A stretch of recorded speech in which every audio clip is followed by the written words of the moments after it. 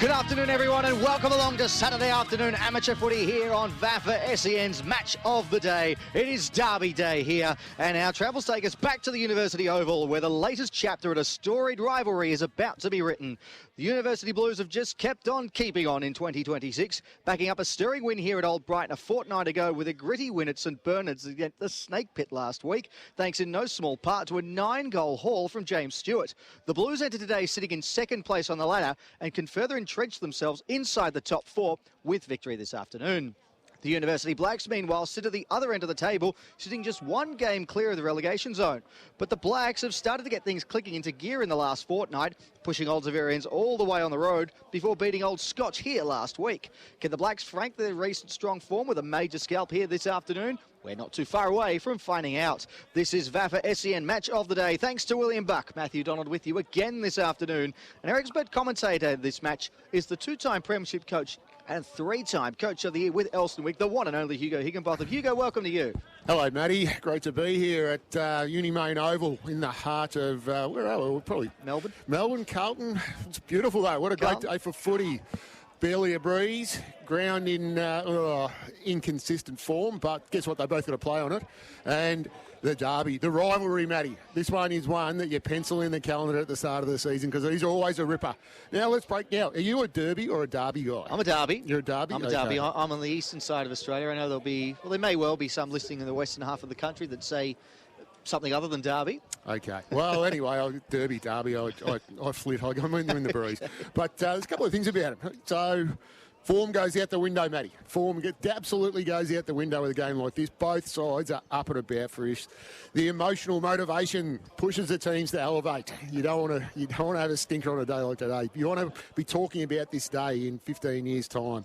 And then there's the intense atmosphere, Matty. The fans. I know there's a lunch going on in there, and I just went to the bathroom, just have a nervous one before we came onto air, and geez, they're consuming quite a good drop of red in there, I noticed too, which you'd expect here. Yes. Which you would expect.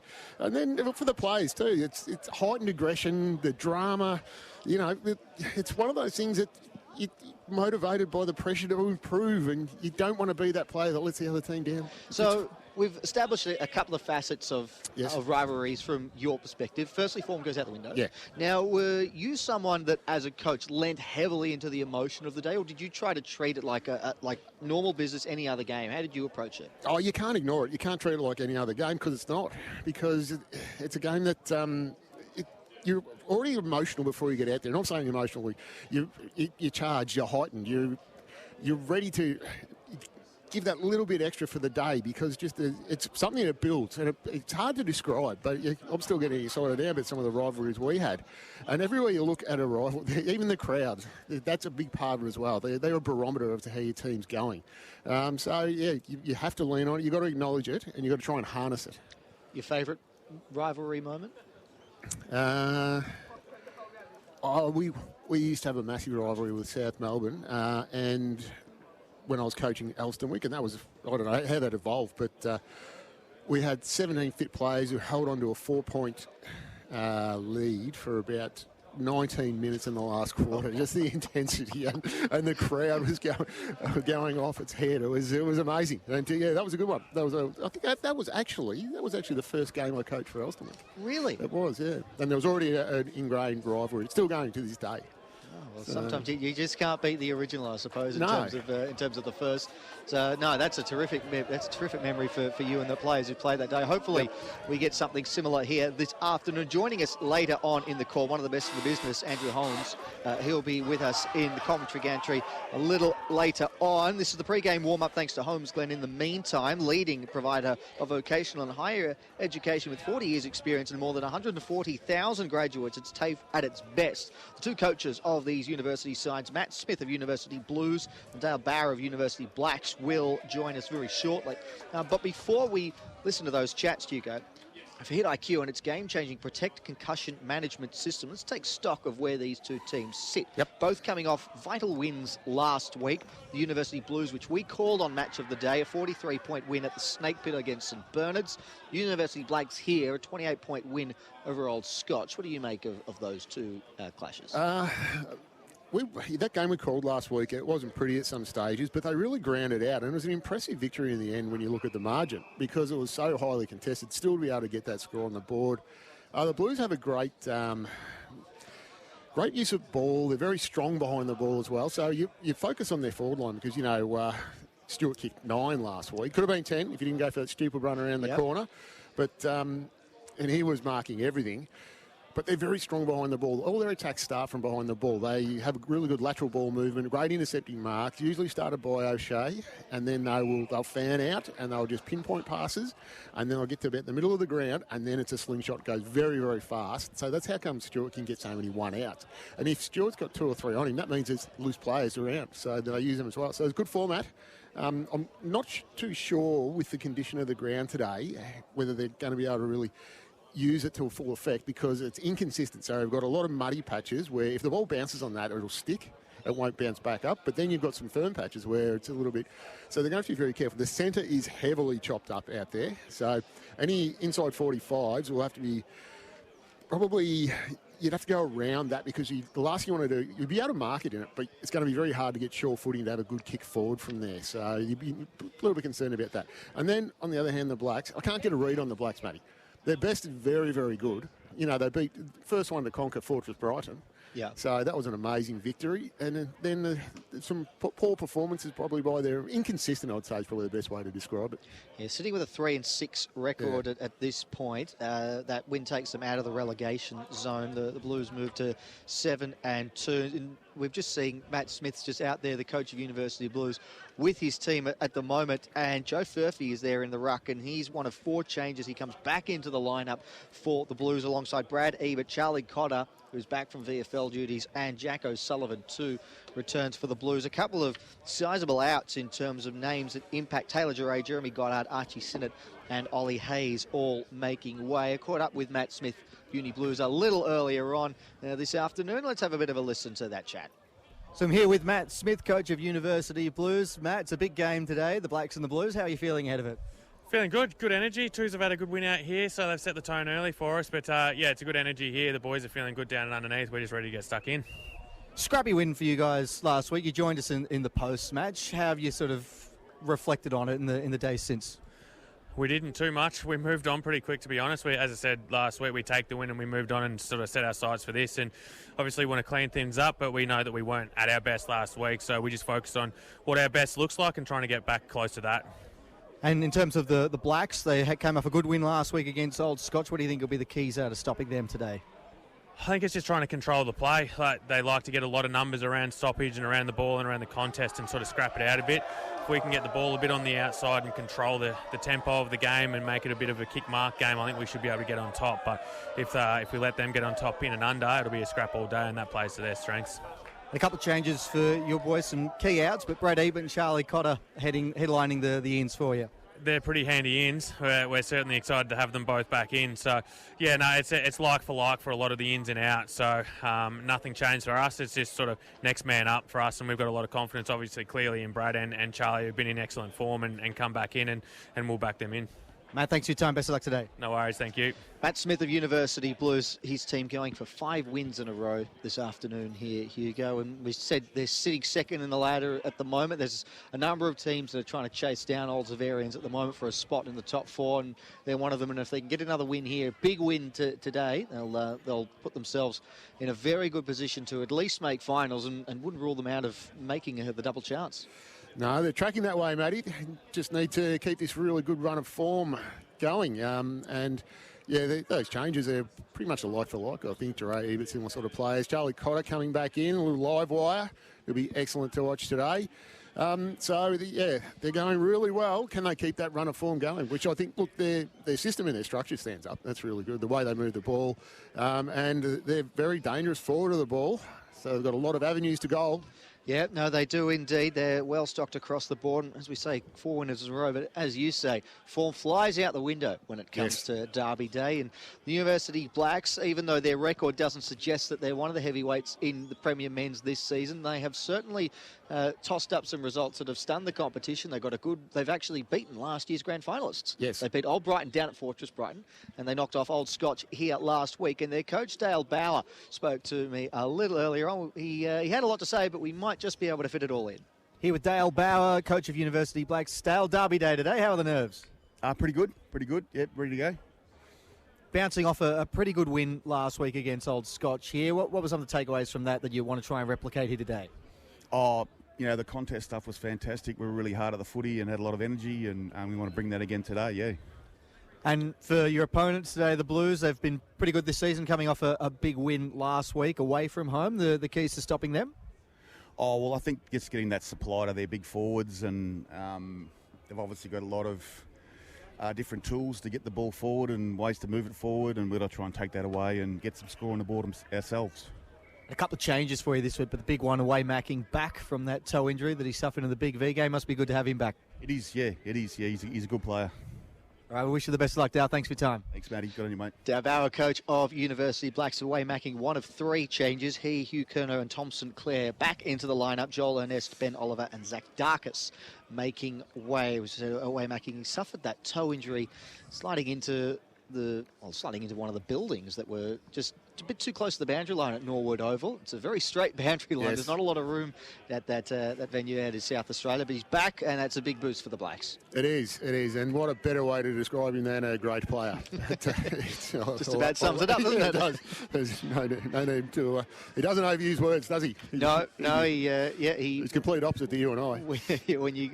We use 10 when 2 will do, and Correct. Dale is the opposite. Thank you to both coaches for their time pre-game. We'll catch up with both of them again over the course of the afternoon. The winning coach to join us for the post-game show, VAFA Crunch Time, Hugo. Yes. So we'll be on from full time up until 5 p.m. on the SEN app. And if you are here at University Oval, you can enjoy our commentary on 11:16 in real time via SEN Stadium technology on the SEN app. It's available for iPhone and Android, and it works with Apple CarPlay and Android Audio, so you can hear it as you see it over the course of the afternoon here. Big game coming up between these two teams. Hugo, where do you think this one's going to be won and lost? You've mentioned the ground, But they both have to play in it. So there's a few things that I think will come into play here, and I was just writing on my notes there matchups. Yes, I didn't read. Yes, that's I all right. ignored. But I think matchups are key today. So obviously the one that I'd be looking for is who's going to go to James Stewart. My first thought would be Campbell Moorfield, probably one of the premier lockdown defenders in the competition. So we'll keep an eye on that one, and does that free Grimley up? So that's another thing as well. And then the ruck battle. I know that the Blues don't really have a dedicated key ruckman, whereas we've got Sam Conway, who's coming off great form for the Blacks. And the Blacks wearing the white strip with a blue yoke across them today, and the Blues wearing a predominantly black jumper with a little bit of blue on there. So this is great. This is a caller's dream, this. So I think the key in terms of the ruck stock that you just mentioned there, Joe Furphy back in the lineup. He's only played the 4 games this year, but averages almost 60 hitouts in those games for the Blues. So we saw Tom Ingram play last week and a sort of an auxiliary ruck role. He's going to be relegated to, I suppose, secondary duties there, and that will give, I suppose that would give Furphy the opportunity to just have a free run at it in the ruck. University Blacks, who, as you say, predominantly white, are broken away from their huddle. The Blues, the hosts today, will be kicking to the right of your radio dial. Correct. You've done well there, Matty. I figured it all out. Yeah. I just noticed away Macking is going to start down in defence for the Blacks, and Campbell Moorfield. So Dale's pulling the emergency hammers come out, broken glass, and he's gone with 2 of his best players behind the ball to start with. Averaging 3.5 intercept marks a game away Macking so far in 2026, but hasn't played since round 7. As we say, has been missing since the Big V weekend. And he's back for the Blacks here this afternoon. I just noticed Justin Quill, the runner of the Blues, is back from... he was over at the World Cup, and he apparently outstayed Campbell Brown in the festivities. So that's no mean feat. No, that is a very difficult thing to do. And for Abercrombie, we'll provide you World Cup updates by full time today. We'll know the Socceroos are playing in the round of 32 clash. But in the meantime, we've got the next chapter to be written here. It's the Blacks and the Blues. And the umpire tosses the ball up and we get underway. And it's Conway who gets the initial tap down. And scrubbing a little kick there towards Allow at half forward. He got hands free, got the hand pass away. Was charged down by Furphy, Joe Furphy, back in the side, who's caught. And we will get a ball up here. Just outside centre half forward for the Blacks. Gathered here, thrown on the boot by Knight up towards full forward. Going back with a flight, taking a strong mark in the goal square. Good body work there. So Pick up who that was. That might be Jack Drummond there at full forward. It's a good strong mark. He'll line up about 15 metres out directly in front. Well, Nick Conway was his immediate opponent, and they got into a bit of a wrestling match, and Nick Conway actually slipped over with the bit of an inconsistent ground out there, and it was a relatively easy mark in the end. For the perfect start here for the Blacks, Jack Drummond kicked one last week. Can he match that feat here in the opening minutes? No. He's pushed it across the face, and it's only a behind, a let-off there for the Blues. One behind Uni Blacks. Uni Blues yet to score on the Trade Tech Services Australia scoreboard. And they waste no time to the Blues, bringing the ball back into play. It's come off hands. Johnny Pring has taken it, a tackle by Grimley. And the umpire calls for it once again. Because that was disappointing, that miss by Drummond. He was probably only 20 metres out, virtually directly in front, mate. He would have been a great start for the Blacks. Would have expected him to kick that one. Conway, tap down. Might see a bit of this afternoon as players fall on top of each other and results in another stoppage. Yeah, that's where the Blues were very good last week. They handled this congestion and this pressure, and then they did find an exit. So it comes out now, kick around the body towards half forward, punched away there by Jack O'Sullivan. Back in the side there for the Blues. Sweeping hand pass from Geddes in towards the centre of the ground. Worked its way back. Here's Macking, who's taken a strong tackle by Curran. And the umpire calls for it once more. So Macking coming up to the contest then, putting pressure on already. Conway again, tapped it down. The hand pass comes forward. Allow was the target. Gathered, though, by LaCava, who boots it up towards centre half forward. Bounces inside 50 here for the Blues. Good pressure by Townsend, and then by Cotter. Falls on top of his man. How will the umpire adjudicate this? No, he says, I'll give it to me, and I'll ball it up. The umpire had his hand on the holster there. He was ready to go. He was closing in like a vulture, the umpire. He's losing a bit of elbow room here, Matty. So Stuart Chalkley, he got a hand pass away. Tackle applied and locked up. And you mentioned that lack of leg room. Andrew Holmes to join us very, very shortly. He's just getting himself prepared. Stewart tapped it down. Curran fell on top of the ball. Tackle applied there by Jack Hayter has locked things up, and another stoppage. And we'll welcome in Andrew Holmes for the first time this afternoon. Welcome to you, Andrew. Thank you, Matt. Hello, Hugo. Sorry for my tardy timeliness this afternoon, but as I'm sure you've alluded to, I've just walked across the Princess Park precinct from the under-19s match this morning. And final score? Uni Blues won by 43. Oh, big win. Yep. Sounds like you jogged here too. Just a little better condition, Hugo. Very good. The hand pass comes free here. Stewart, he kicked 9 last week. Can he get one here early this afternoon? Its kick floats into the pocket, and the chest mark taken by Sam Grimley. And he's only about 25 metres out, but on a pretty tight angle here for a right footer. Yeah, it's a tough shot this one's going to be, but and he's in front of that nice old grandstand that's been reconditioned, built in the 1950s, Matty. Yep, no, it's looking in pristine order this afternoon. Simon Petch did his apprenticeship on that. I think he dug the foundations. Now, Grimley's going to go with the outside of the right boot here, and he's caught it perfectly. Great start for the Blues, and a great start for Grimley. He kicked the first goal last week, and he's done so again here this afternoon. 1 straight 6 University Blues, 1 behind University Blacks, and that is on the Trade Tech Services Australia scoreboard. That's what the Blues were very good at last week. There was repeat stoppages in their forward line there. They didn't panic. Blacks had mass congestion around the ball, which they generally do, try and clear that out, but the Blues persisted. And then just that beautiful little kick off the side of the boot from Stewart to Grimley. So if Stewart doesn't get you, Matty, Grimley will. So we're going to head back in the middle of the ground after that goal to Grimley. 1 straight 6 plays, 1 behind, Blues in front. Sun-bathed University Oval. Ball in the middle of the ground. Going over the top was Gleeson. Secondary ball up. Gleason run past the ball again for the Blues. Nice handball out, Hayter. They're through half forward again. Here's a chance for Acosh. Towards the pocket, close to the line.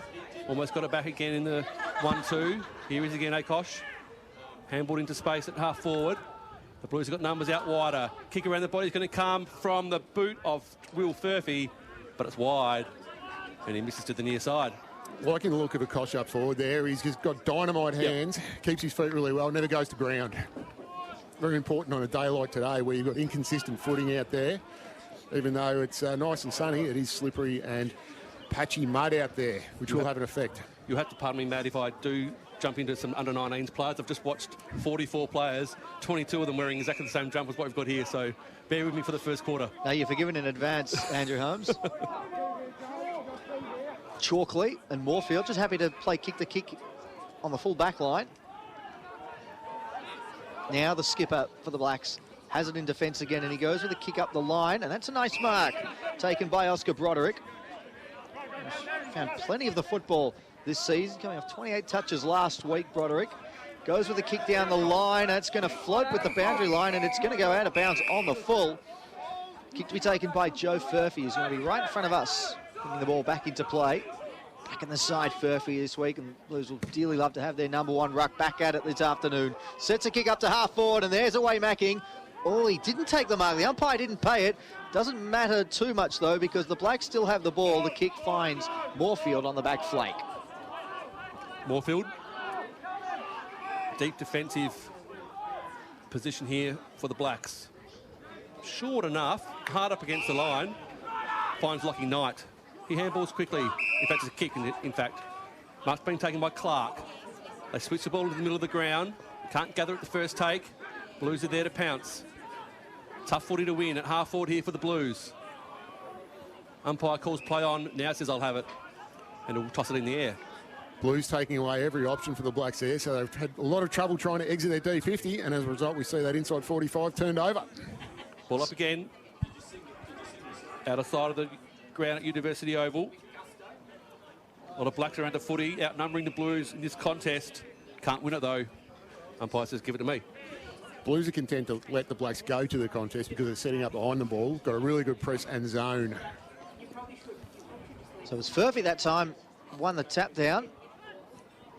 Mass congestion here at half forward for the Blues. And that time caught in a strong tackle there was Marty Gleason, the skipper.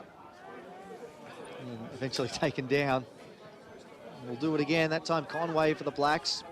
Won the tap out. And the clearance is to be won here by the Blacks. Need a little chain of hand passes, and they're set away now. Kick it towards half forward, and a good juggling mark taken by Tom Sinclair. It was good run by Harry Kelly coming out of defence, and the kick found Sinclair just inside attacking 50. And with the one hand, he's held onto it, and he'll line up for goal. See the advantage of that nice forward handball to get out of congestion there, and then with all the players pressed up the ground, it's just a nice easy mark to Sinclair. Probably testing with his distance here. But he is a lovely kick. Hasn't played since round 4. He strikes this one from outside 50. The distance is good. He's pushed it across the face for a minus score. That takes him up to 4 goals, 7 for the campaign, Tom Sinclair. And it takes Uni Blacks to 2 behinds this afternoon. Uni Blues still lead 1-1-7 on the Trade Tech Services Australia scoreboard. LaCava brought the ball back into play. Working their way towards half-back here, the Blues, but they do turn the ball over. The quick hurried kick from Knight goes towards the line, adjacent to the point post, and goes out of play for a boundary throw-in. You just see that little errant kick. There was a little half volley. It's put a lot of pressure on the players, and the turnover and back in the Blacks' deep forward line. 9 played first term, 5 points the margin. Blues have the lead. Being tossed back into play. The palm down from Furphy. Joe to Acosh now, who's got the ball again as deep as you can be in your defensive 50. Comes across the face of goal. They've got numbers here on the members' wing. Hine couldn't, or did he take the mark? He did in the end. So Hine, half-back flank. Just chipping the ball around to surer options before they go long. And here's the long one. Towards the wing. Big pack forms. Coming down with the ball at the front of the pack was Clark. He got one high. So He will take a free kick right in front of the pavilion, our broadcast position here at University Oval. Clark, long hard against the line, or a brilliant mark in front of the pack. O'Sullivan takes it. And he'll look for option short and finds one. And he does. Mark taken here by Tom O'Brien. He's having to go backwards. Hill switches across the face, looking for a kosh. Can't gather it on the bounce. And Sinclair swoops and snaps towards goal. Hill gathered it and gave it away to Hine, who's tucked up against the boundary line. He goes down the line looking for a kosh again. He got hands to it, looked to paddle it along the line. Chalkley kept it in play. His hand pass forward looking for a Lau, but it's gone out of play, and it's going to be a lasso free kick to be taken here by the Blues. The kicking board is no good. Intercepted by Kelly, who's about 2 kicks from home. He's going to set this one up in towards the pocket, and it's gone way too wide. It's hit the fence on the full, which would be great if he were batting, but he's kicking it inside 50. And it will be a free kick to the Blues. Definitely a good day at first, I think, Matty. Pitch is doing a bit out there. Get the runs on the board. He wouldn't be in the centre wicket area, though, Hugo. Yeah, that's by a lot of full tosses. As the ball gets returned to the outer side half-back flank. Mark's been taken here by the Blacks and through the services of Macking. They go forward inside attacking 50, touched off the boot. Here's some numbers for Blues. Ingram. They're working through the middle of University Oval now. 1-on-1 contest further afield. Mark can't be taken. Ball hits the ground. There for the Blacks was Pring. Towards the outer side wing, and a mark's been taken on the lurch. So Blacks are going to swing it inside the middle of the ground. Dangerous if it doesn't come off. It does, fortuitously, with Robertson taking the mark. Not much gained. Now Robertson goes short and just over the head of the defender into the lap of Max Gray. He goes short too. Now they're going to turn the ball over.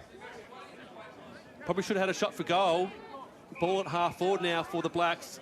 And that might have been a missed opportunity, Hugo. Absolutely it was. Had to hit that one and nail it, because the next option would have been long to the square to a dangerous spot. You know, it's not going to be a mark. It could be a chance for a snap goal. But another tackle that time by Gleeson, locking things up. When I was coaching, he used to say, you can't kick it for him. As much as you'd like to.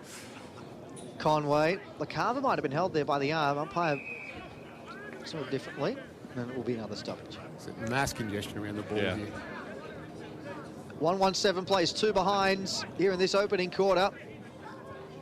The only goal kicked by Sam Grimley, a beauty from the pocket. Approaching 13 minutes gone here in this opening term for Tradetech Services Australia. That time as Furphy tapped it down to O'Brien, who gave it back. A kick was smothered. It's come out now to Irving. It's centre-half back for the Blues. Driving kick up towards the wing. The race is on. Akosh is going to get there first. Beats Knight to the football. Comes back inside, looking for Hine. It's a short little kick. Clever by Hine. Flicked it on to Grimley. Back to Hine. And now the setup is complete. Flying shot towards the goal square. Looking for Stewart in good position. He dropped it. And then the numbers come to save the day here for the Blacks. Gray got it from Macking, who goes across the face of goal. The mark taken by Pring in the back pocket. And they've done well, just enough there, the Blacks. Moorfield and Stewart. That will be an interesting duel. Coming off Conway for the Blacks. With the trainer there, so something will... Actually, I've got a double invoice today. When I'm doing the boundary at quarter time, I'll investigate that. Long down the line. Conlon, who gets the hand pass away. Hill with a kick up towards half forward. No one took the mark. Townsend applying a strong tackle. Locks things up at half forward here for the Blues, and will get a stoppage. 5 points of margin thanks to Tradetech Services Australia. 14 played first term. Here's a chance for the Blues. Deep into attack. It's Stewart again. Couldn't quite get separation from his defender. Goes over his head for a minor score. 9 last week, Stewart. What's he capable of today? 40 for the year. So the Blacks edging their way out of their defensive 50. Mark's been taken by Broderick. Here goes long to the wing. Right in front of the pavilion. Off hands, great gather by Ebert. Finds O'Brien in the end. Trainer Hamble's going to end up back with Ebert again. Chipping ball, had to pick it up from his bootlaces in the middle of the ground. Now there's a chance for Furphy. Will Furphy to the outer side. Didn't quite get the connection he was after. But they're going to go back inside, attacking 50 again now, we think. Stewart, ugly off the boot, into the pocket, hurried across the line for a boundary throw-in. Yeah, I think Stewart was having a shot at goal there, and just that unsure footing caused him to miss kick there. But Townsend did a pretty good job to at least get it over the boundary line. 15 gone here in this first term. 1-2 place, 2 behinds in favour of the Blues. It's tossed inside their forward 50 here. Ingram, back spot, flipped it back, scrubby little kick forward. Robertson, he got it backwards to Broderick, who clears the defence, but it's coming back in a hurry. Mark taken there by Conway, who goes back inside 50, looking for Townsend. It's come off hands. Grimley fell over, couldn't affect the contest in time. Knight got it back from Broderick, gave it to him once more. Kick out of defence is good. Finds Loftus between wing and half. Back here for University Blacks. Nothing up the line, though, so he's got to go with a kick inboard. Short. Cassidy marks, just. And he's going to go looking for Macking at centre-half back. Safe hands. They're happy to switch the play completely, and they've got a bit of space here. Moorfield bounding out of defence, receives the hand pass, goes with a kick up the line. Untidy one, but it finds its target. And now one more inside 50 is no good. Looking for Drummond, but Tom Hill was the only one who ever looked likely. He takes an easy intercept mark for University Blues. Kick's gone a bit too short there. Was looking for Furphy. I've got out of trouble here. Conway kick up the line is nice. Curran now in front of the interchange gates for University Blues. Marks. Hasn't got many options up the ground here. He does go long down the line. Stewart's going to have to beat a few in the air, but beating all of them. Playing in front there. It's a good mark taken by Ben Townsend, my apologies. Will's brother. And he just goes up towards centre half forward, looking for Grimley, who went early, all got a push, either or. Umpire went play on. And then, saddling up there on Stewart there was Oscar Broderick. The umpire says, give it to me. I've got Will and Ben next to each other. Yeah, it's kind of messed up that with the Townsend. So at half forward here for the Blues. What can they conjure from this? Taking the footy with Charlie Firth. He got wrapped up in a tackle as soon as he took possession. And the umpire comes in to ball it up. 6 points the margin, 1-2-8, plays 2 behinds. Closing on 17.5 minutes first quarter. The Blacks and the Blues. Classic rivalry here at University Oval. Could have been a high tackle. The umpire let it play. Tackle was on Oscar Davies. So we're still in the centre square for this ball up. In ruck for the Blues was Furphy. Ball comes to ground. A lot of players are in the footy. Quick kick out of the congestion. Goes towards half forward for the Blacks. It was only Blues there. Gathering the ball and running through was Jack O'Sullivan. Goes towards the outer side. There's Akosh going with the handball backwards. He's going to get it back again. Akosh got nice separation from his opponent. Akosh, true wing position on the outer side. Long kick inside, attacking 50 for the Blues. Is there a mark? There is. Guess who it is? Stewart. The man who kicked 9 last week. Looking for his first for the afternoon. And that was a really nicely timed mark in the pack there, Hugo. It was. Just shows you the strength. He's up against probably one of the premier defenders in the competition in Campbell Moorfield. And Campbell's done a fantastic job on him so far. And that was actually a 3-on-1. There was a couple of other Blacks around and just nothing to do. Let's see if his run of straight kicking continues, Matty. I think we saw him kick 8 straight after he kicked that round the corner behind last week. That might have just put pay to being straight here. Yeah, I did that on purpose. James Stewart, has he got it? Hits the post. Oh, no. I've done it. Well, I think we can call it straight. Just, very straight. Yeah. A little bit too straight. Exactly right. So hits the post. So Uni Blues going to 1-3-9. The Blacks are 2 behinds. 19 played first quarter. Straight into the woodwork. Yeah. Broderick. He tends to go short. Thinks better of it. Instead goes long down the line. In Koshi, best position here. Could have marked it. Put it down. Gray swoops for the Blacks. Hands it away. Gathered now by Clark, who goes with a kick up towards centre-half back. Not a good one, though. Advantages here for the Blues. Curran's hand pass was a little untidy. O'Shea gives it back. Now the kick from Charlie Furphy into the pocket. And the marks, or the flank, rather. And the mark has just been held on by Grimley, who will be lining up from 50 metres out on a 45-degree angle at left half forward. You saw Blacks struggling to exit that D50 again just because of that Blues zone setup. And then they're on a wave of momentum at the moment. They need to capitalise on this with these couple of entries they've just recently had. And not the easiest shot here for Grimley. It's been a hard-fought opening term, just about to approach time on in it. There's only been one goal kicked, but it did come off the boot of this man, Sam Grimley, who strikes it from 50. Distance isn't an issue. He's pushed that across the face as well, though, through for a minus score. 1-1 for Sam Grimley, 1-4 for the University Blues. Uni Blacks 2 behinds on the Trade Tech Services Australia scoreboard. So Harry Broderick, short to Knight. That goal from Grimley came at the 4-minute mark of this first term, so it's been slim pickings since then for both sides. The Blacks go towards the outer side underneath the scoreboard. They want to play on quickly. They do so. Along centre wing, the target was Drummond, went over his head. And the Blues got some numbers at the back of that pack to take a nice mark. They're going to come forward again now. Deep in this first term, into time on. Nice mark at the front of the pack. Ben Townsend jumped and stretched and made a good thing of it from a very advantageous position in that pack.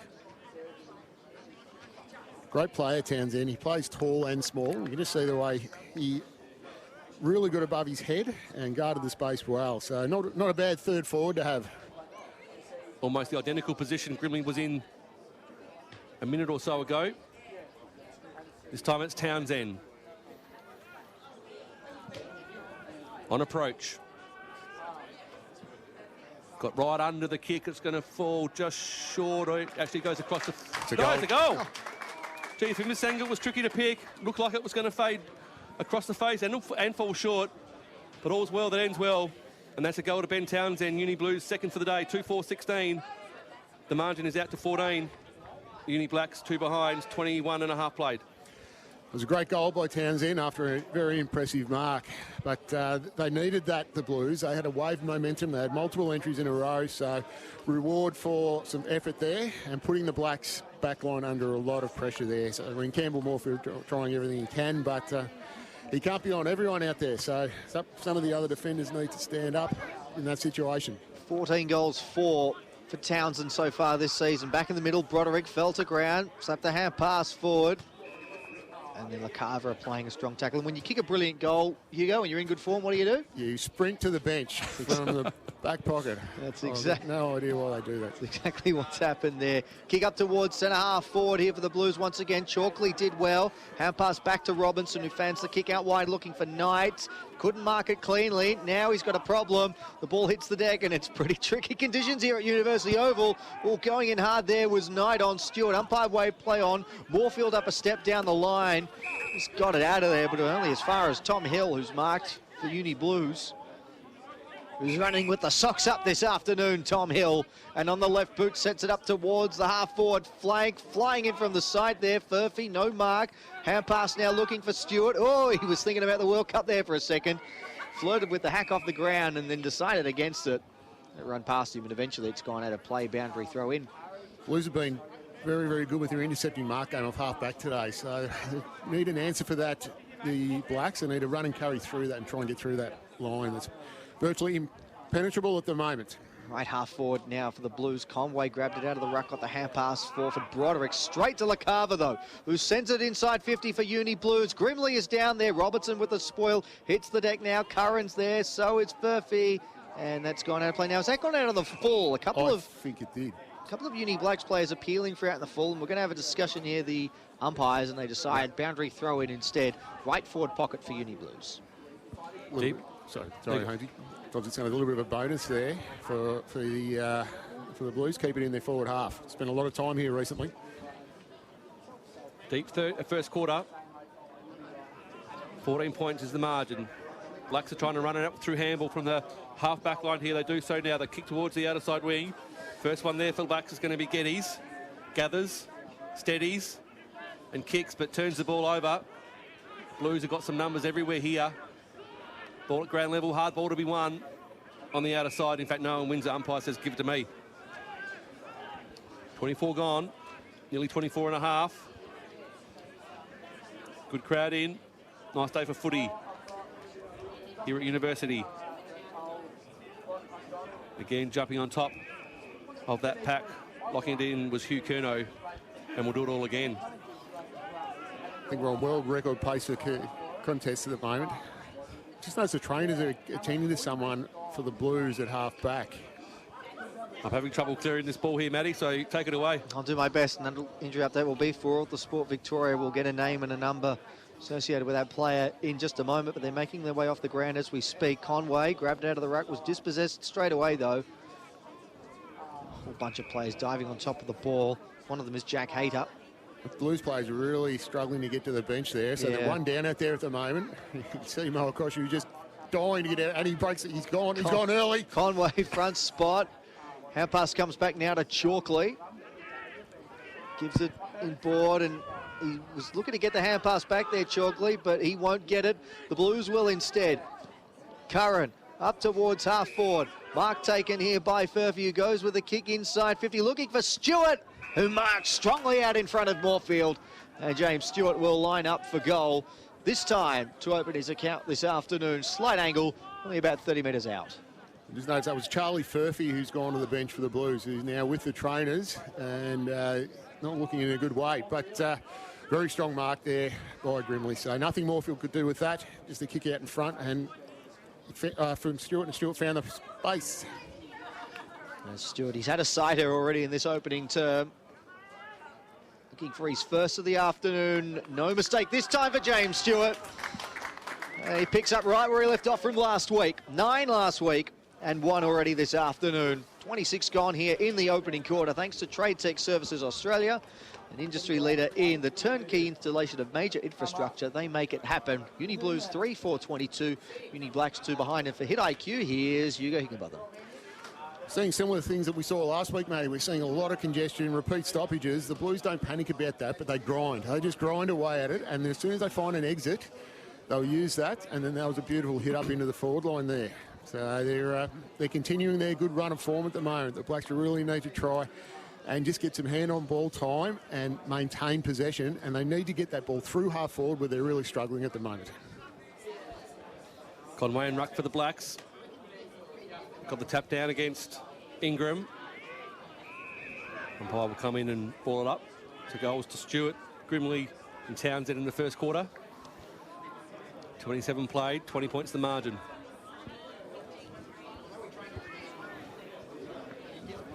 Palmed it over his shoulder. Conway towards the outer side of the ground. A lot of players are in the footy, looking like they're desperate for the quarter-time siren sound.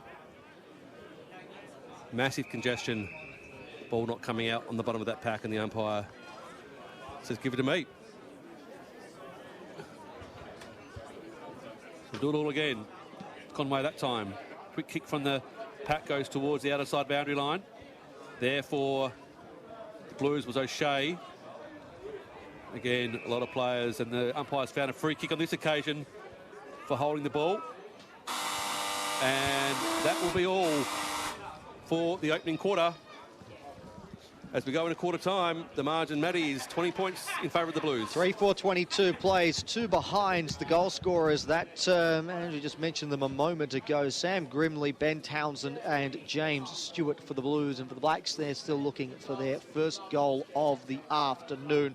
That quarter brought to you by Trade Tech Services Australia, industry leader in the turnkey installation of major infrastructure. We make it happen. Quarter time here at University Oval. It is the Blues who lead by 20 points. Stick around, the second term coming up right after this. Is back, and you can catch the award-winning VAFA William Buck Premier Men's SEN Match of the Day every Saturday afternoon. Listen to all the VAFA footy action live on the SEN website and SEN app today from 1:45 p.m. Are you thinking about pulling on the boots and having a kick in 2026? If so, we'd love to have you in the VAFA. Australia's largest senior footy competition has teams suited to all ages and experience, from under-19s to seniors. Log on to vafa.com.au, check out our club directory and find a club near you. Hey guys, at GYG we never compromise on the quality of our food. That's why we only serve 100% free-range chicken. We're on a mission to reinvent fast food, because who said fast food had to be bad food? Love ya. The VAFA Rising Star Award recognises the competition's most talented young players. Each week, the VAFA Rising Star Committee receives nominations for 1 male and 1 female player aged 20 years or under who played no more than 7 senior games before this season. Our overall season winners will be declared the VAFA Rising Stars for 2026. So if your club has a young gun making their mark, nominate them now at media@vafa.com.au. Stay up to date with all the latest from the Victorian Amateur Football Association with the brand new VAFA app. Stay connected with live scores, fixtures, stats and news from across the Victorian Amateur Football Association right at your fingertips. Download the VAFA app today from the App Store or Google Play and never miss a moment. Keep up to date with everything that's happening around the VAFA by subscribing to our socials. We're on Instagram, TikTok, X, Facebook and LinkedIn. Has someone just taken a screamer or kicked goal of the year? Send us your best and we might share them around the league. Join in the fun with all the best pics, videos, stories and reels from around the competition.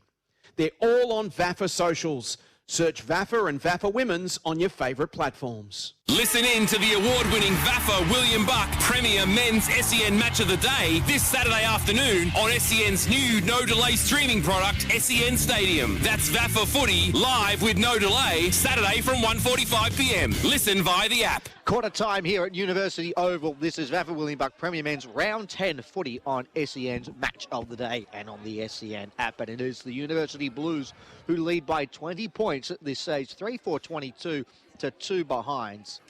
The goal scorers to this point, Grimley, Townsend and Stewart for the Blues. The University Blacks still looking for their first major of the afternoon. And speaking of, we're going to head down to ground level now. Dale Bauer addressing his charges, the University Blacks. So let's have a tune in to the huddle.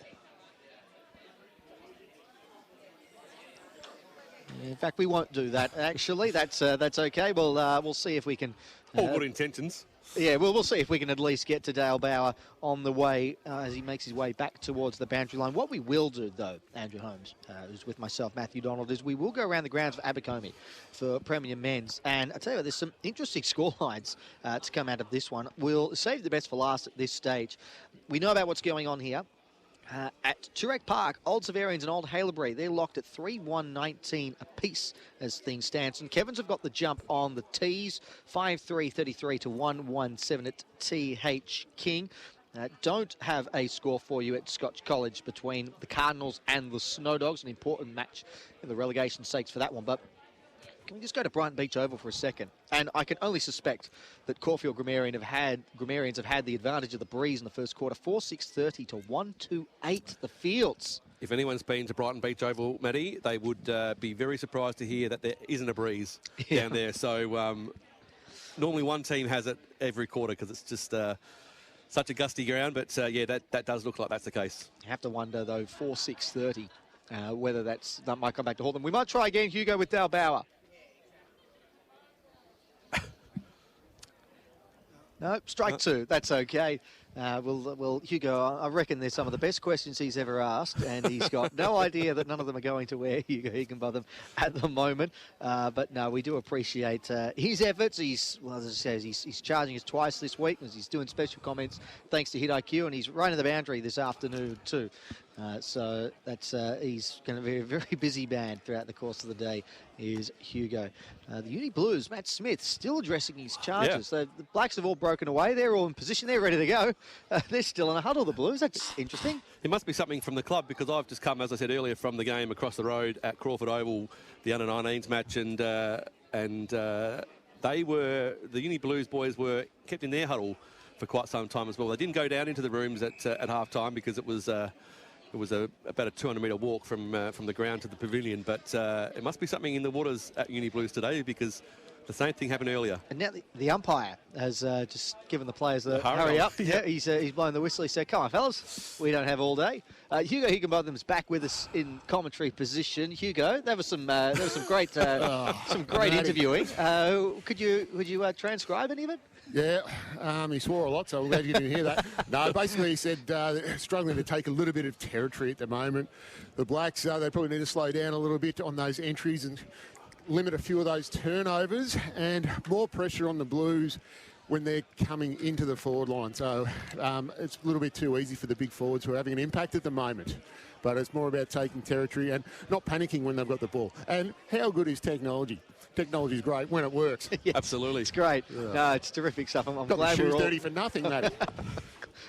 Well, better your shoes than Ellie's white sneakers last week. That would have been a disaster for her. Gee, she made a meal of those lollies last week too, didn't she? Absolutely smashed them. The start of the second quarter not too far away here at University Oval. The Blues leading by 20 points over the Blacks. Bendigo Bank Private Banking is the sponsor for this second term, and I think we're just about ready to go now. And once again, we've got to shut the gate. Oh, yes, no, that's... Can't start a game of footy unless the fence is gate shut. Absolutely. What do they do at grounds when there's no fences around? Yeah, well, they'll be waiting a long time for them to be shut, won't they? Yeah. Second quarter, here we go. Here's Andrew Holmes. Second quarter from University Oval. We started with a 20-point lead to the home side. Well, the Blues. Knew that would get me today. Still in the centre square. Well, we've mentioned this a couple of times, Andrew. We've got the Uni Blues who are wearing predominantly black, and we've got the Blacks who are wearing white with a blue V. Yep. Yeah, what's confusing about that? I think we've got it sorted, though. As the kick from the Blacks goes towards half forward, running onto it nicely is Gray. Oh. Beautiful tackle, brought him down, holding the ball. He burst through. He thought he had plenty of space, but the lunging tackle brought him to ground, and Jack O'Sullivan has been electric in their back half today. Rewarded the free kick, Jack O'Sullivan. Yep. To the outer side again. Close to the boundary line. Long kick. Akosh is out there. He's going to get the footy, then handball it into Irving. Now they go inside attacking 50, the Blues. Is there a mark? No. Brought to ground by Macking. Now they're going to get out of trouble here with Pring, the Blacks. Towards the outer side, half-back flank. Stays in play. And they're going to try and bring it in here. The Blacks through the middle of the ground. Oh. Running through is Knight. Got dispossessed of the footy, holding the ball again. So the tackling in the early part of this second quarter has been elite. And it's O'Sullivan again. Right in the middle of University Oval. He's saved a couple of really dangerous Blacks attacks. And he's going to drive the Blues inside attacking 50 here. It's not a great kick, though, for all the good tackling. Jack O'Sullivan. The Blacks win it back here. Kick out towards Aleo, slipped forward while running backwards, and luckily was in position to take the mark. And he's happy to go short with a kick now to Ted O'Brien. Wants to go inboard to Macking. And he's thinking about continuing to move this play infield, and he does too. And there's Chalkley who slips again while trying to take the mark. The ground is causing havoc for a number of players here this afternoon. That kick across the face of the defensive 50 arc to Campbell Moorfield. On the left boot up the line. He's going to stay close to the line. And it's Oliver down there, and it might actually go out of, might just be kept inside the field of play. Umpire's going to ball it up. Very wide wing, that one out there, Matty. Plenty of real estate out on that side of the ground. Yep. Just losing perspective on the size of the wing over there on the far side of the ground, which is where the ball is now. Gathered and kicked up the line, but an intercept mark taken. Chalkley once again. The kick was initially from Jack Hayter. Chalkley goes with a spearing kick down the line. Only went 15 metres, but it was well anticipated by Curran, who goes inboard to Gleeson, who gives the hand pass away to Ebert, who hands it straight back. Strong. Oh, and a strong fend off too. There was good stuff there. Play on has been called, though, and a kick inside 50, but it's well done by Conway, who read it well and won it back for Uni Blues. So Conway. Long high kick along the boundary line on the outer side. Pack forms. No one can take the mark. Ball comes to the front. Here's Ebert again. Chain of handballs. And they're through here at the Blues. It's going to come back into the path here of Curran. Deep in the attacking 50 here for the Blues. Macking's going to end up with it here. Handballs over the top. Teammate in Pring was ready. Got wrapped up in a really good tackle by Hine. Jars free. Umpire lets it go. Blacks being held up in their defensive 50 here. Hard to exit for them. There's a Kosh on the outer side, trying to win the ball for the Blues. The Blacks get it, though, on the turnover. And now they're going to switch the play to the members' wing. Hello. Now they've got some space, the Blacks.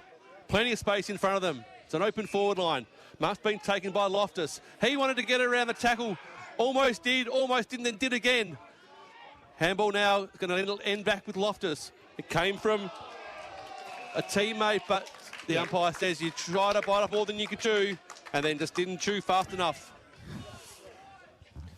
Georgie LaCava with the free kick, and he goes looking for a Kosh. He's got to slide into market. He didn't, and now Gray applies the tackle. He's in trouble here at Kosh. He's gone, holding the ball. Free kick to the Blacks inside, attacking 50. And it'll be Max Gray to take the kick. There's a little bit of unsure footing there and just struggled to get to the fall of the ball. Probably a little bit of errant kick. So put a lot of pressure under Moa Kosh there, and the Blacks just swooped. So that's really good forward line defensive pressure for the Blacks. And they're playing a little bit of forward half footy now, which is good. They need to maintain that. This is vital in the context of the game, this kick. Huge. 16 touches and 9 marks last week for Max Gray, but just 2 goals, 1 for the season. He'd dearly love to kick his 3rd of the campaign right here, right now. And he's kicked it. He's put it right through the centre. And the Blacks are on the board in a major way. It's taken 5 minutes into the second term for it to arrive, but Max Gray has kicked their first of the afternoon and their first of this second quarter. 1-2-8 University Blacks, Uni Blues 3-4-22, and that is on the Bendigo Bank Private Banking scoreboard. That was excellent work by the Blacks. That lateral movement to allow over here, who got some distance. They did have a little bit of a mishap going forward, but then that forward defensive pressure kept them in the game there and got the first score on the board for them today. First major, sorry. Bloke on the scoreboard's a bit slow. He's taking his time, isn't he? There he goes. Thank you, sir. Wide up to the broadcast comms. Back in the middle again. Hard ball to win out of this centre square. Blacks would love 2 in a row. Still in the centre square, ball up. Just to put some pressure on the scoreboard. They're now at 1-2-8. Uni Blues are 3-4-22. Out of the middle, Furphy. That's Will Furphy with a kick. No mark taken. Crowd call for holding the ball. The umpire agrees. So, Uni Blacks. The target out here is Geddes. He got the ball smothered from his hands at ground level. The player Cotter got ridden into the ground, so received a free kick. He'll go into the forward pocket. Stewart's the target.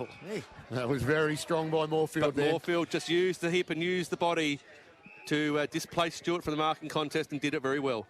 So Robertson, short to Clark.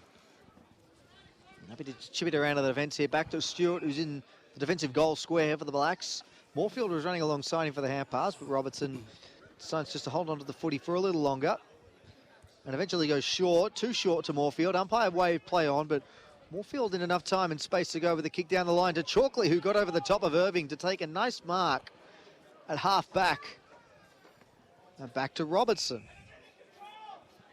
Just got this on the back flank. Very short kick up the line. And then another one down the line. That works to Chalkley, initially from Curnow. It feeds the hand pass across. A kick up towards centre half forward, and that is going to be a free kick, I think, to Conway. It was impeded illegally. That was Jack O'Sullivan. O'Sullivan again, who's been very busy in this second term. Off to LaCava, he's kicked down the line. Irving over the top, takes a nice mark of his own. Grab there from Max Irving. 21 touches and 10 clearances for him last week in the win at the Snake Pit. And he sends the kick down the line. Went over the head of Ingram. Comes back now to Lloyd, who gives it to Ingram, who wanted to give the hand pass again to Curran, who throws it on the boot, but it's a good smother by Johnny Pring. Out of play for a boundary throw in. Not sure if you heard the around the grounds for Abercrombie there, Hugo. At quarter time, Caulfield lead Old Brighton by 22 points. Well, it's back to a 15-point lead now, Matty. I'm up to date here. Oh, good. They've got a 15-point lead and scores of level Zabs in Haileybury and St Kevin's 41 points, Old Trinity 8. So close to the boundary line on the outer side still. In fact, it now goes over for a boundary throw-in. No, it's a free kick given here to the Blues. So going to go inside, attacking 50 again. There's that man. There he is. Ben Townsend. Just taking a ripper. Found himself at the front of the pack again. positioning himself nicely to contest these marks. It's the second one he's brought down in similar fashion. And he'll have a set shot for goal to kick Uni Blues 4th for the afternoon. They've always got something about them, players who wear number 44, haven't they? They just pop up everywhere for some reason. It's a ridiculous number. It shouldn't be that high. They've always got a bit of X factor. So number 44, Ben Townsend, on approach, has threaded the needle. And that's his second for the day. One in the first and now one in the second term. And it is the Uni Blues 4th. They go into 4-4-28. The Blacks are 1-2-8, 20 points the margin, nearly 10 played. Very hard player to play on, Ben Townsend, because he plays a lot taller than what he is. That leap and those long arms, it's a good problem to have for the Blues, because the battle between Moorfield and Stewart is an excellent one to watch. And Moorfield is actually probably the aggressor in that and getting a bit better body position, and it's he's bullying him a little bit, Matty, I might say. A little bit, wow. Yes, but, and we're loving to see that. I have to get that message down to the rooms at half-time, Hugo. Yeah. Back in the centre once again. Clearance to be won here by the Blacks.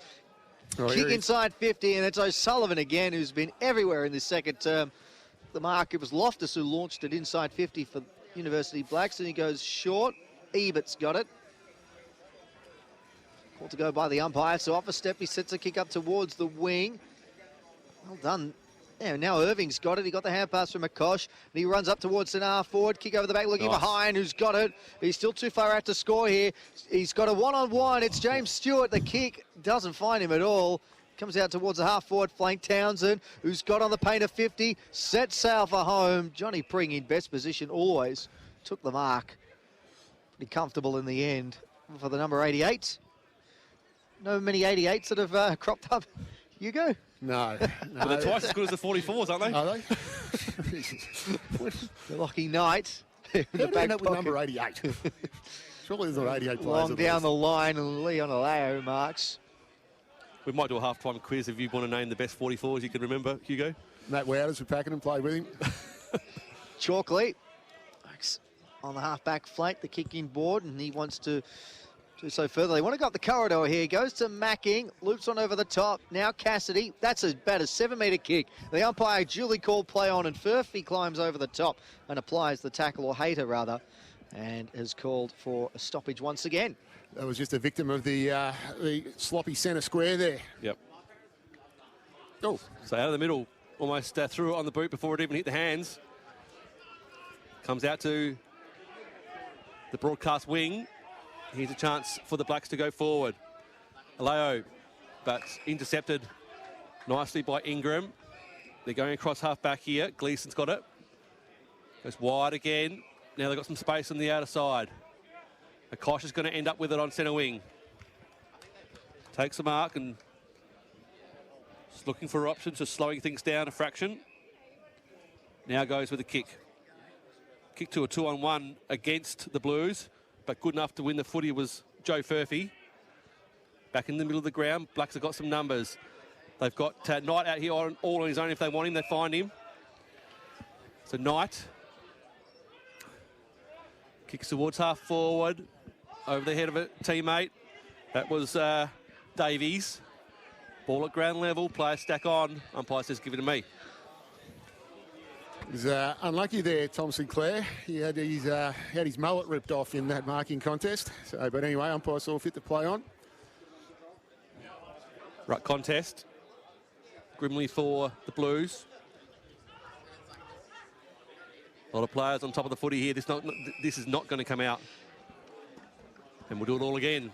20 points the margin, 13.5 played, second quarter. Between wing and half forward now for University Blacks. Conway with a tap down. Cassidy found a way through and then sends the kick inside 50 up towards full forward. Drummond was dispossessed. Good tackle by Lloyd on, and then Loftus socks it off the ground, but not before the umpire paid a free kick to the Blues. It's not going to be 50. It's just going to be a free kick to Mitch Lloyd, last year's Rising Star winner. Cross to O'Shea. Thought about drawing the man and giving the hand pass, but instead looks to play on a kick up the line. Not a great kick, though. Favoured Xavier Chalkley. Takes an easy mark for the Blacks. A short to Gray. There's still a good 2 kicks from home, Max Gray. And he goes over the top to Cassidy. Now he's 1.5 kicks from home. And made him earn it there, Hebert. Oh, didn't he just? Yes. And there's a bit of afters going on there between Hebert and Cassidy. Still 2 kicks from goal here. Now he's called to go by the umpire. Jack Cassidy sends this one high inside 50. Oh, very early leap over the top there. Drummond, Conway's down on the ground. I think it was Sinclair who got up highest of all. No free kick or mark. But in the end of it all, it's a very uneventful ball up. There's more players laying on the ground. There is standing up at the moment. So inside 50 we go once again. Conway tapped it down. Broderick snaps and scores. Great bit of roving. Stoppage goal inside 50, just what the Blacks needed. Broderick with his first, his 8th of the season. Good for a goal again, the number 42. And he delivered when the Blacks needed him there. 2-2-28, or 2-2-14 rather, 4-4-28. And in the words of the great Simon Petch, the Uni Blues are not quite doubling their score, Hugo, but it is close. Yes, correct. In my recollection, as Petchy would say. No, that was, just shows you the value of a good, deep entry kick to a dangerous spot. Not trying to find a hit up short. We have seen a lot of turnovers today, but that dangerous spot kick and a beautiful crumb goal there. So, and a much needed one for the Blacks.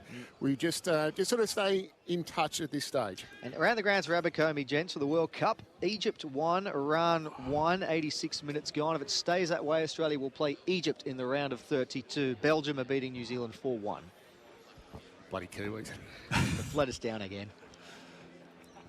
So the Blacks' 2 goals have come in their second term through the services of Gray and Broderick.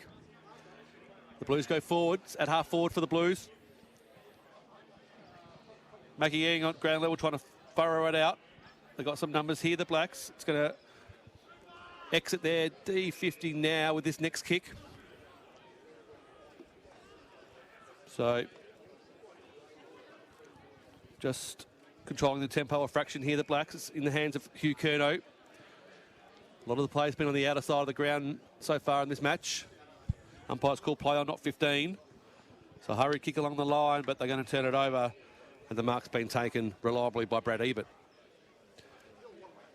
True wing position on the outer side. Ebert, long kick. Half forward flank will be the destination. Goes over the back of the pack. Trickles towards the line. Track there. It's going to be handball back into play. Blacks with some numbers hard against the boundary line. Here is Hayter. Couldn't get the handball away. Got crowded in the end. And the umpire comes in and says, give it to me. So this will be tossed up just on the half forward flank, right half forward for Uni Blues. Tap down, gathered by Ingram. Hands it out, high kick up towards full forward. Akosh had it, front spot knocked away from him. It's fallen here for Lacavo, tries to get away from Geddes, and Geddes ragdolls him about 15 metres away from goal. So good old rugby tackle, and it's a free kick for holding the ball. Good tackle there from Uni Black Star, who goes out now with a kick to Hugh Curnow on the wing. Over the top, this is nice. Clark snuck in behind and took the mark. Still too far out to score. He's just going to send this one long up towards full forward. Drummond's down there. He's got to beat a couple. It spills over the back. Alao's running towards goal. It's a free kick. It's going to go the way of the visitors. Uni Black's ball. No, it's Blues. Oh, it's Blues ball. My apologies. No, Drummond was hanging on to him. I was watching that the whole way in. Conway, I heard the cheers and thought, well, that'll be a free kick close to goal. Kick comes out towards the half-back flank now for the Blues. It's close to the boundary line. Will it... Has it gone over? It doesn't look like it has. The umpire is going to call for it to be tossed up rather than tossed in. 4-4-28 plays 2-2-14. 18 gone in this second term for Bendigo Bank. Private banking. O'Brien's kick was smothered, trying to get it out of there. Well done by Cassidy. Stood up in the tackle, hands it across to Clark, who goes with a kick inside 50. And it just fell short, but playing in front and being duly rewarded for the Blues, or the Blacks rather, was Ben Oliver. Yeah, he was the only one who read that ball correctly. They all raced back to the square, and he was the man in front. So need this one. Not the easiest kick in that distance with that ground underneath him, but they really need this one to get a little bit closer. So Ben Oliver right behind the kick. He struck it well from 50. It looks good. It's got there. It's a goal. Big long ball from Ben Oliver. And the Blacks have all of a sudden kicked 3 of 4 in this second quarter, and they've closed the gap to 8 points on the Bendigo Bank Private Banking scoreboard. 3-2-20 to 4-4-28. The Blacks are making their move, Hugo. They are. So it's quite a good performance there. They're definitely not panicking with the ball. In that first quarter, I think they were pulling the trigger a little bit too early, so they're maintaining possession really well. Look, a turnover comes here or there, just the nature of the game. But the way they're working the ball forward and maintaining some forward half ball is good. And this is all off the back of their defence. The defence has really lifted this quarter. There's no easy ball out there for any Blues forward at the moment. So it's giving the Blacks forwards every opportunity. 2 of those 3 goals this quarter you speak of, Matty, have come in the last 4 minutes for the Blacks. So they're making a charge towards half-time. Batter ticking the time on. And they've edged this margin back to 8 points. In the middle of the ground again. Players dispossessed. Now they're running through. Knight again, handball wider. Just ball socket off the ground, getting it forward any way they can. Here's a chance now for St Clair. Get legged in the tackle. So he'll take the free kick. They're going to go deep inside 50 again, the Blacks. St Clair. Nice ball. Is there a marker there for the Blacks? Ball comes to ground. Trying to get it out of the air was Geddes. Oh, got wrapped up in a tackle. And we'll have a ball up. They're pressing here again, Hugo. Certainly are. They've got a lot of players around the ball. They're playing with a lot of aggression and a little bit of momentum at the minute. What can the Blues do to clear this immediate danger zone? They can quickly kick it out of the pack. Lands fortuitously in the hands of Cotter, who held front position. Who want to go long, and does. To the wing position, over the back of the marking contest that had Stewart in it. Here's the Blacks with a handball. Drummond is going to give it back here to Chalkley. What can Chalkley do? He can dart around a couple of opponents and kick inside, attacking 50 again for the Blacks. Is there a marker? There's not. At the front of the pack is going to be Gray, who could run onto it. No, it runs away from him. And the Blues are going to relieve through a long range kick out of the back line by O'Shea. He barrels it, you're right, Hugo, up towards the wing. Anywhere will do. Tracking it back there for the Blacks was O'Brien, who gives the hand pass forward now to Robertson, who's got an option inboard. It's Curnow who just marks. Townsend was closing. Curnow now goes, strains on the left boot, brings it out towards the right half forward flank, flying over the top, brought it to ground, no mark taken, then crashing in hard. That was Geddes, who did well, both in the air and on the deck. Applies the tackle, that time on Lloyd, and the umpire says, give it to me. He's been involved a couple of times, Max Geddes, with some good play in this second term. Gleeson hands it out, and the Blues win the clearance. Long kick up the line, Moorfield in best position here to gather, but he just dribbles a kick along the ground, and then Irving with a good tackle knocks things up, takes it out of play, right into a mud patch, and that will be called a ball up by the umpire. Didn't quite go over the boundary line. Conway tapped down, clearance, hands fortuitously the hands there of Harry Kelly.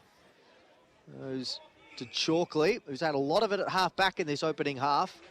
Hands it along to Moorfield, who was running alongside.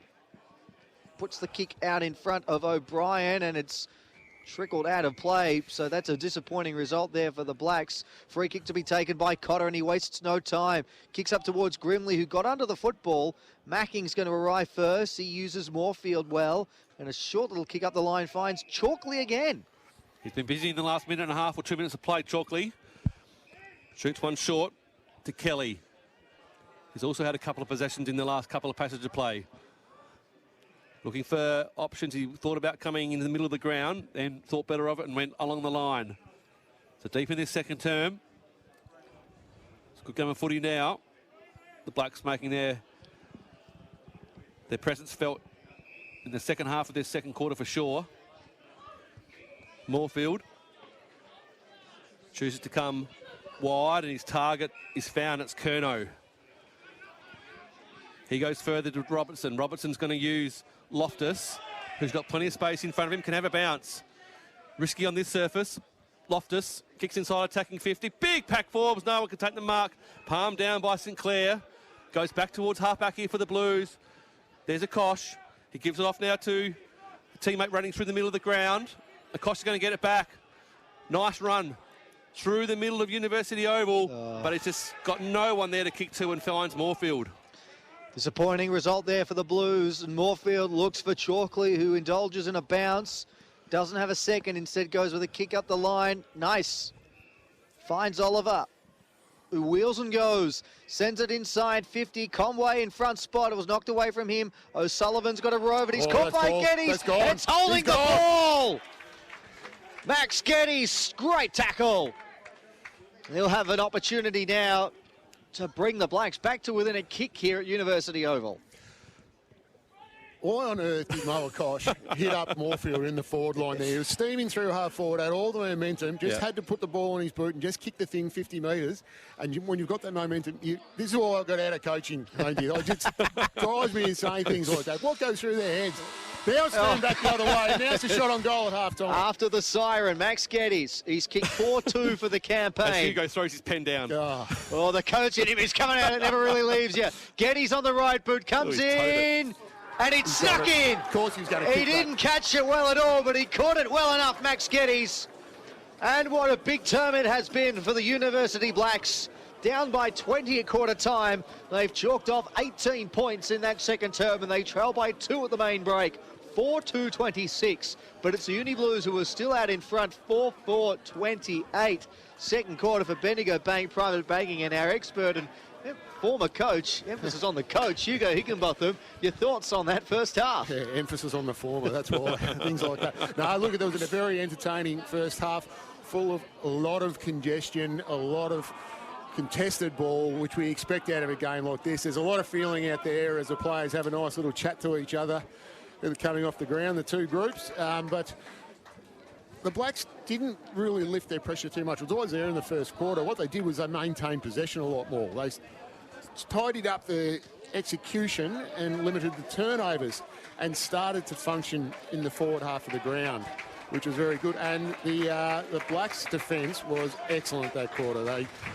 Every time the Blues looked like they had an easy possession going forward, and it's not the contest in the forward line, it's the pressure on the kick coming in. In the first quarter, they were just walking the ball into the forward line. That quarter there, everything was under pressure, and that's why we saw the intense turnover session we had, which was really good. The goals so far for the University Blues, the only multiple goal scorer for the match is Ben Townsend, who has 2, and then singles to Stewart and Grimley as well. And for the University Blacks, goals to Max Geddes on the siren there, Max Gray, Oscar Broderick, and then Ben Oliver. Gents, around the grounds for Abercrombie just before we hit the break, a 93rd minute goal for Iran has been ruled out by VAR for offside. It remains 1-1 in that match. It will likely be full time by the time we come back from this break, but the drama does not stop everywhere you turn. We'll be looking into the other around the ground scoreboard, probably those scores more relating to I was going to say, when you said 93rd minute, I thought, geez, that's a long quarter. Yes, that's not one of the... Yeah, it is a very long game. That might also be the only World Cup update that's brought to you by Abercrombie as well. Yeah, definitely. Definitely. Stick around. The halftime show is coming up after this. We'll look at the categories, we'll look at the around the grounds, and we'll unpack everything that took place on that first half. VAFA action is back, and you can catch the award-winning VAFA William Buck Premier Men's SEN Match of the Day every Saturday afternoon. Listen to all the VAFA footy action live on the SEN website and SEN app today from 1:45 p.m. Are you thinking about pulling on the boots and having a kick in 2026? If so, we'd love to have you in the VAFA. Australia's largest senior footy competition has teams suited to all ages and experience, from under-19s to seniors. Log on to vafa.com.au, check out our club directory and find a club near you. Hey guys, at GYG we never compromise on the quality of our food. That's why we only serve 100% free-range chicken. We're on a mission to reinvent fast food, because who said fast food had to be bad food? Love ya. The VAFA Rising Star Award recognises the competition's most talented young players. Each week, the VAFA Rising Star Committee receives nominations for 1 male and 1 female player aged 20 years or under who played no more than 7 senior games before this season. Our overall season winners will be declared the VAFA Rising Stars for 2026. So if your club has a young gun making their mark, nominate them now at media@vafa.com.au. Stay up to date with all the latest from the Victorian Amateur Football Association with the brand new VAFA app. Stay connected with live scores, fixtures, stats and news from across the Victorian Amateur Football Association right at your fingertips. Download the VAFA app today from the App Store or Google Play and never miss a moment. Keep up to date with everything that's happening around the VAFA by subscribing to our socials. We're on Instagram, TikTok, X, Facebook and LinkedIn. Has someone just taken a screamer or kicked goal of the year? Send us your best and we might share them around the league. Join in the fun with all the best pics, videos, stories and reels from around the competition. They're all on VAFA socials. Search VAFA and VAFA Women's on your favourite platforms. Listen in to the award-winning VAFA William Buck Premier Men's SEN Match of the Day this Saturday afternoon on SEN's new no-delay streaming product, SEN Stadium. That's VAFA Footy, live with no delay, Saturday from 1:45pm. Listen via the app. Half-time here at University Oval. This is VAFA William Buck Premier Men's Round 10 footy here on SEN and the SEN app. Match of the day stuff. And I tell you what, the University Derby is living up to expectations so far. The University Blues leading by just 2 points at the main break. 4-4-28. The University Blacks 4-2-26. The Blacks kicking 4 straight to 1 straight in that quarter. Very accurate kicking given the conditions around the ground. 5 goals, nothing for the quarter. This is the halftime show for Life Performance Sports Medicine. Uni Blacks physio and conditioning partners. Life Performance's strength training programs reduce pain and build strength for the long term, preventing recurrence. Head to lifeperformancehealth.com.au to book an appointment. Matthew Doddle is my name. Got Andrew Holmes and Hugo Higginbotham alongside me here for the ride this afternoon, gents. We've got to start with Abercrombie around the grounds, the leading real estate agency, insight, innovation, and the determination to deliver exceptional outcomes. Hugo, what have you got for us? So at Brighton Beach Oval, we have Caulfield Grammarians out to a fly 6-6-42, leading Old Brighton. You're going to love this scoreline, Matty. 3-9-27. So we love straight kicking, but that's not straight kicking. We talk about the premiership quarter, assuming that Caulfield are kicking with the breeze in this third term with a couple of goals ahead at half-time. That third quarter that's the big quarter. They've got to make the most of that in the third term, the Fields. Absolutely. And over at Scotch College, at the most pristine piece of grass you've ever seen in a nice piece of the world, we've got St Bernard's leading Old Scotch 7-6-48, Old Scotch 7-5-47. So a tight one there. And then at Toorak Park, which I drove past this morning, and the centre square was chopped up like you would not believe. Old Haileybury 7-2-44, leading Old Zabs 4-2-26. What's going on with the world, Matty? Oh. And at St Kevin's College, what is it that play at the college? No, it's St Kevin's College. Oh, they must actually be playing at the college today. They are playing at the college. There you go. Another nice piece of real estate there too. 7-9-51. St Kevin's leading Old Trinity 6-3-39. So some interesting scorelines around the competition there, boys. And we'll go to Prem B as well, because you know me, I've got to keep on top of this, Hugo. And it's a mixed bag, which is an improvement, I would say, given some of my past performances this season. Old Ivanhoe leading Old Camberwell 4-5-29 to 2-4-16 at the half. Collegians and D-La, the two sides that came down from Premier Men's, finding out a pretty interesting contest here. 31 minutes gone in the second quarter. Collegians 7-8-50. D-La 5-5-35, as I see one of the best jumpers going around in the business, just walking past us there. Hugo Higginbotham down at the front. You get a Footscray reference in, don't you? No. At Uni Main, that is an actual retro. No, that is the proper is old-fashioned quality 100% wool work there. No, that is 10 out of 10 stuff. Kudos to that kid's father, or parents at least. 7-8-50 to 5-5-35 Collegians over D-La. Yeah, where were we?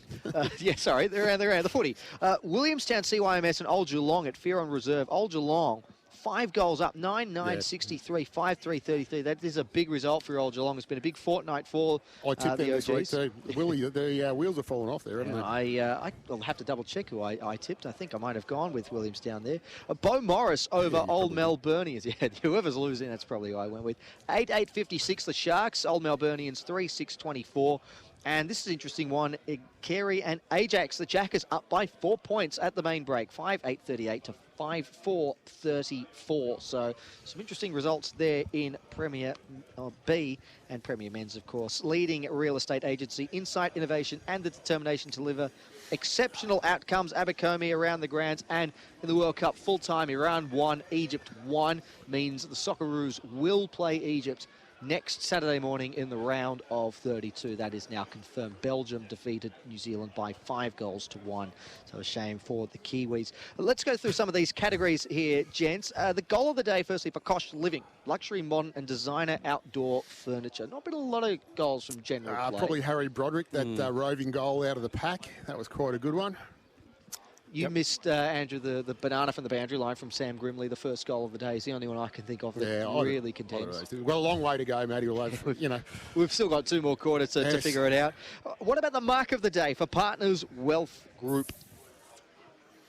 I always get caught on these because I don't really pay much attention during the course of play. Now I've got to think back. Don't pay much attention. There haven't been a lot. I think Stewart won a 1-on-3 with the kick that hit the post in the first term. Yeah, you could be right. Yeah, that wasn't a bad mark. Yeah. Tough day for the aerialists. And I think we're going to get a few of those between now and season's end. One of Australia's leading providers of financial planning and wealth services for individuals, families, business owners and professionals. Contact Uni Black's president, Patrick Barry, to learn what Partners Wealth can do for you.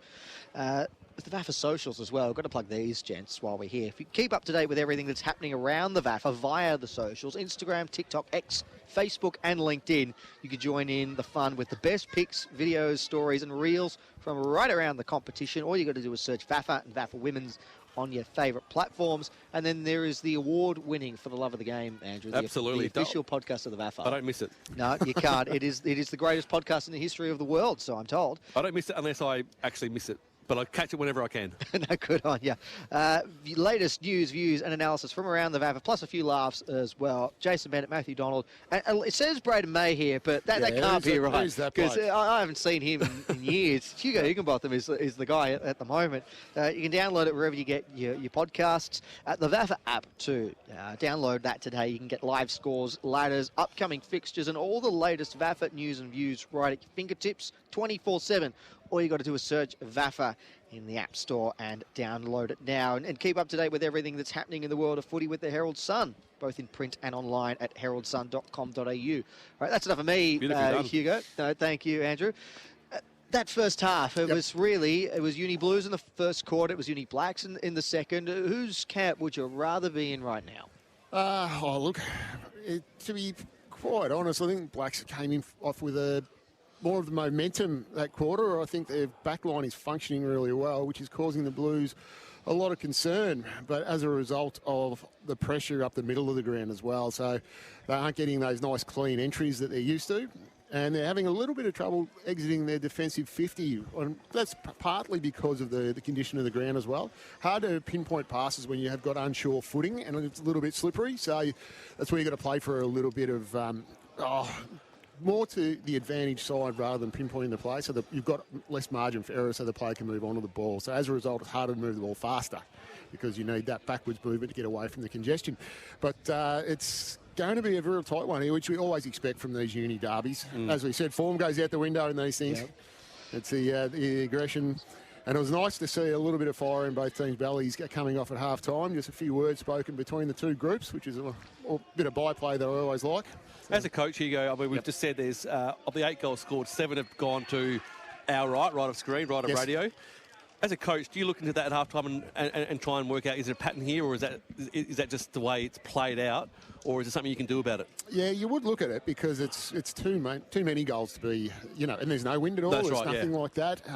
You're looking at maybe the footing of the ground, possibly. And for mine, I think it's something that far wing plays into it because there's more real estate over there. Very hard to get clear possession on this commentary side of the ground. Yep. So it's the way the players are setting up. There seems to be more space out there. But look, it's just what it is. We've seen that before. But I don't know. Players get suspicious too and superstitious, and something's going on here. So we're going in at the hard end of the ground. It comes above the shoulders. So. See the two teams making their way back out onto the ground to start the second half. I've noticed we noticed that Charlie Furphy came off the ground Yep. In the first quarter, looking very groggy. Can't see him making his way back out onto the ground. You'll see Matt Smith at a three-quarter time, and he may be able to get some sort of confirmation there. And let's see if you can hear me at three-quarter time too. Yeah, we'll see how we go, one step at a time there. If you're the Blues, though, we sort of mentioned, and you kind of touched on the fact that they were dominant in terms of territory in the first quarter, but the Blacks sort of shut that down in that second term. From a Blues point of view, how do you try and get that back up and running again in this second half? Maintain possession. So you've got to limit the time that the Blacks can have the ball in hand, and that you have to adapt to the conditions and adapt to you can only play as well as the opposition lets you. So by limiting the amount of time that they had the ball, and it might be that you have to move the ball laterally today rather than going to try and go through the traffic with pinpoint passing, because it's just too hard to kick with this unsure footing underneath your foot. So they need to adapt, they need to adjust, and that's all a part of it.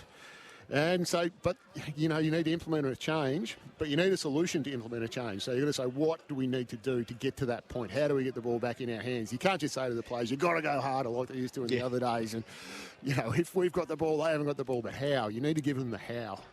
And the battle between Stewart and Moorfield was the big one coming into the match. Well, who's winning the points there? Oh, Moorfield. Moorfield is absolutely having his way. I know he's kicked one already, Stewart, but every time that the ball's come in since that first marking contest, Stewart has basically not had free run like he's used to, and Moorfield is the aggressor in that contest as well. So I don't know I think Moorfield's probably physically stronger than Stewart. You can see that because he keeps pushing him off the ball. We do know that Stewart is a lot leaner this year. He's gone for a bit of a lighter frame, and Moorfield is probably one of the strongest players in the VAFA competition. When you're sort of thinking about that battle and who's taking the points, are you considering what the likes of Grimley and Townsend are doing as well? So Townsend's got a couple. Grimley's also hit the scoreboard. Lots of attention going onto Stewart, and understandably so, but that's freeing up those around him. What I would do is I would put Grimley to the square. I would get Stewart as high up the ground as you possibly can, because Moorfield likes the goal post behind him. He doesn't like being up the ground. I'd start Stewart at centre-half forward. I'd tell Stewart to play up in the middle of the ground and drag Moorfield as far away from the square or the deep defensive line that he likes to be. Get him out of his comfort zone. And then if Moorfield makes a change and goes to Grimley, well, great, then you get Stewart to drift back in. So you've got to make them make that decision. You can't just go with what's happening at the moment, because it's not working. Yep. And Moorfield loves to run off and be creative too, doesn't he? So he's got that ability to win the contest and then be creative. He's lent a hand 2 or 3 times as a running teammate, got the ball, received, and then gone back again. So he plays the full gamut of defence. Yeah, exactly. But he likes to be deeper in there. So he likes to be that one that they release the ball backwards to, so he can get. So I'd get him up the ground as high as I could. It's half-time here. The second half not too far away from starting at all at University Oval. Uni Derby, and it's living up to the billing. 4-4-28, the Uni Blues. Uni Blacks, 4-2-26. They kicked 3 goals to 1 in that quarter to trim what was a 20-point deficit at quarter time. The third quarter will be brought to you by, I think I've got that not quite right there. That's okay. I've got the wrong quarter up. Let me just flick back to the third term, which will be brought to you by Next Gen Electrical, focused on delivering renewable energy solutions such as solar farms, commercial rooftop solar, and microgrids. And the great thing, Hugo, is that we're closing the gates in advance to start this second half, so we don't have to wait. That gentleman read the play there. He saw that the gate was open. He raced down. He's also the stats man too for the Blacks. Multitasking. Where would we be without the volunteers? I mean, it's the day for multitaskers. We've got the statistician and the gatekeeper, and we've got our own special comments and boundary rider, Hugo Higginbotham. Not that you know. The Blues kicking to the right of your radio dial to start this second half. And I've done 2 games. And you've done 2 games, Andrew. And I've just sat in this same chair. Andrew, the second half, take us away. So we get underway in the third term. And a scrimmage to open the proceedings will be adjudicated on by the umpire. Uni Blacks looking for redemption from the round 2 loss to the Blues by 21 points. In their return bout here in round 10. William Buck Premier for the VAFA for 2026. Ball goes forward here, and a mark's been taken across the half-back line for the Blues. So they'll swing it out wide. Mark's been taken here by Hine. Thought about in the middle of the ground, then thought, no, I'll Down the line. He found Hayter, who now goes into the middle of the ground. That's got to be good, and it is. To Irving. Now, Irving swings around towards half. Oh! Massive leap by Macking. Couldn't bring the ball down with a mark. It hits the deck. Wow, what some height Macking got. He does that every week. That's what he's famous for. It's our almost mark of the day. Yeah. Partners Wealth Group. Marking attempt of the day, that's for sure. So half forward here for the Blues. Stewart wraps Clark up in a tackle. Ball up again, a lot of players around the footy. Highly congested forward 50 here for the Blues. Comes out the back. Here's Lloyd. Saw something he liked and used it. And it's Hine. So, outside 50 for Hine. Tries to pick off a teammate closer to goal. 3-on-1 against. Falls down towards Irving. He got tackled high. Yep. So, Irving will take the free kick. Directly in front. Sorry, Hugo. I was just going to say, Grimley nearly took that mark there, that 1-on-3, where he reached over the top.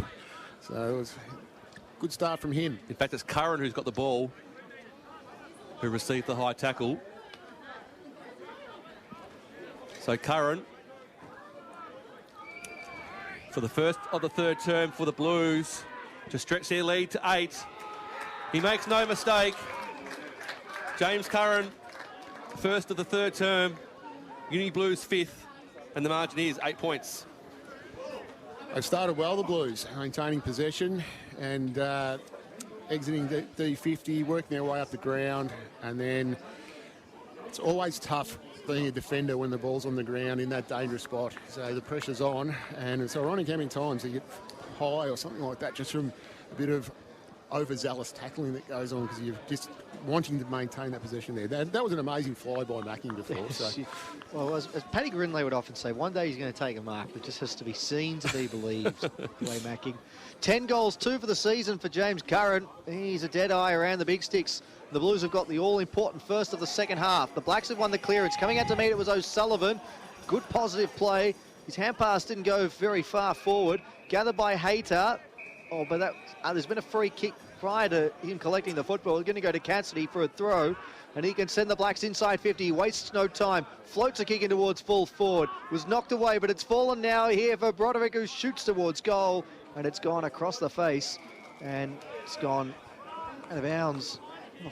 Has it gone out of bounds? Yeah, it has. Out on the full? Out of bounds. Out of bounds. That's a win for the Blacks there because I can't believe he missed everything there, but for that to bounce out of bounds where the Blues could have grabbed that, swooped it and horseshoed it out. Yep. This is dangerous here. They managed a stoppage goal from this situation in the second term, the Blacks. Conway tapped it down. Only Blues running onto this one, though. Conway, the Blues. The hand pass looking for Hine, but it was charged down, out of play. Nick Conway, number 15 for the Uni Blues, and Sam Conway, who's been awesome in the ruck all year for the Blacks, number 11. Averaging nearly 60 hit-outs a game. That's a lot of hit-outs. Going to be tossed in here at left half forward for Uni Blacks this time. The ball's worked its way a little from goal. Conway had a swipe and missed it. Comes out now to Knight, who throws it on the boot up towards full forward. Bouncing football, the races on. O'Sullivan attacked it well again. He got away from one tackler. He hands it straight to Aleo, who slipped over. The hand pass comes back now to Broderick, who looks to fan it across, does so successfully. Now it's a kick inside 50 into the pocket. No mark taken. Play on's the call. Shot towards goal's gone across the face. Geddes! Marks on his chest. He'll be right up against the point post. Max Geddes, and he's going to come right way around it. Oh, what's he going to do, Matty? Yeah, he looks like he's just going to open things up here. He's on a pretty acute angle. So we'll look to try and open up a couple of steps, run around, and snap truly. Opens up the face, snaps. He snaps falsely. Out of bounds on the full. He kicked it dead straight. It's the straightest banana you've ever seen. No score. Blues ball. A bit of an anti-climax, really. We need a new footy, I think. I did all the hard work. I set it up. He just had to finish it. Yes. Put it out of bounds on the full. And that would be something wooden. Yeah. A straight banana. Yeah. Yeah. Never seen one of those. No, they generally have bends in them. Would you buy a straight banana if you saw one at the supermarket? No. No, I think... I'd be curious. I think it's, no one's taken that one for a reason. I'll just leave it alone. I wouldn't be asking many questions. No. What if it was half price? Things are expensive at the moment. Yeah, even all the more. Yeah, you have to pay a bit more for one with a bend in it, sir. We digress. The Blues on the other side. There at ground level was Townsend trying to pat the ball to his own advantage. The Blacks win the ball back around the body. The kick comes from Cassidy towards the goal square, and it misses to the near side for 1- score. Been a long time since had a goal at this end of the ground. Certainly is. So the Blues again exit their defensive 50 with a long kick on the outer side. Beautifully taken there by Grimley, then got dispossessed in the tackle. Blacks win it back. Goes along the line again. Trying to go one-handed there was Aleo. Blues win the ball in the contest. Whistle on play. Advantage allowed. Now they're running through the middle of University Oval. Is this going to land in the hands of Cotter? Doesn't get there in time. He runs onto it at the back. Lays a tackle. Here's a chance for Townsend. Misses. Would have been his third. Golden opportunity gone missing for the University Blues. Moorfield goes in short to Geddes. He's kicked 15-5 for the season. Well, as Ben Townsend, you would have expected him to put that one right through. Short kick up the line to Gray. And you're talking about the scoring, and you get 8 goals to 1 in favour of the right of your radio dial this afternoon. To the end, the Blues are kicking to in this third term. Clark marks on the wing, looks for the kick in board. Dangerous kick, doesn't find Kelly. It's been won back here by the Blues. Kick inside 50 from Gleeson in towards Stewart. Brought it to ground. Cotter's going to rove, but he's taken in a tackle. Locks things up. So good, strong defensive display there from the Blacks. And we'll get a stoppage inside 50. The inside 45 is the greatest kick when it comes off. When it doesn't, this is what happens. So Conway won the tap down. Broderick got hands free, got the hand pass out. Looking for Chalkley, was bumped off it by Cotter. He was caught by Clark. He hesitated there, but the umpire gives him the benefit of the doubt. Cotter back in the side. You speak of that uncertain footing, Hugo. Just down here in front of us, there's a big mud patch. Wherever there's mud, it's really soft. It's hard to even just stand up and let alone run through it. Interesting hand pass from Ingham, went straight to Gray. Bouncing ball comes out to Lloyd, gives it away to O'Brien. Neat kick up towards the half-forward flank. Irving gave it across. Now they work themselves into a bit of space. Flying shot at goal from Hill's gone wide across the face from Tom Hill. 4 behinds for the season for him. He's still looking for his first goal of the campaign. Couldn't find it there. 5-6-36 the Blues, the Blacks 4-3-27. Next Gen Electrical scoreboard. We've gone nearly 9 minutes in this third term. So the Blacks will bring it back in. Target on this members wing is Loftus. Doesn't quite reach the contest. Trainer handballs for the Blues. Fumbled at the crucial stage by O'Brien. And the Blacks. It's Broderick. Clears it to the outer side. They go laterally across the ground. Could have been 50. It is 50. Pretty indiscriminate knock of the ball. So they'll advance. Gee, that's a good 50 too. It's a generous piece of territory. So the kick inside, attacking 50 for the Blacks. 2-1 in favour of the Blues. Ball comes to ground. Hurried kick. It's going to just be a hurried back to the wall. The Blacks players fight over it and end up dropping it together. Bursting through the pack is Furphy. Kicks towards half forward out the back. Here's a chance for Grimley. Can he make good with the kick? Misses. Couple of opportunities here for the Blues. They've left in the locker room. 10 minutes played, third quarter, margin 10 points. They waste no time. This is almost a game of basketball being played at the moment. The kick comes in towards the wing already. Curnow got the hand pass inboard. The Blacks looking to launch an attack here. Kick inboard finds Broderick, who looks to clip one over the top to Aleo, who's got it between wing and half forward. He turns and goes inside 50 with the kick over the head of Sinclair. It spills over the back. Who could run onto it? Ebert was there. And then Oliver applying the tackle takes it out of play. That was pinging from end to end. That was really exciting football there. Only a couple of behinds to show for it all. It's still a 10-point lead for the University Blues. We go 10.5 into this third term, thanks to Next Gen Electrical. Furphy and Conway. Ladder won the tap back into a central location. Aleo trying to charge through. And it's locked up once more. He'll have the next goal. Hugo is very important in this one. Both rucks getting a hand to it that time. Broderick hands it out. Curnow inventive with the outside of the boot. And it's gone out of bounds on the fall. So inventive, but not very effective. And it's going to be the Blues who will win the ball back in defence. So a short chip. Gets to Irving.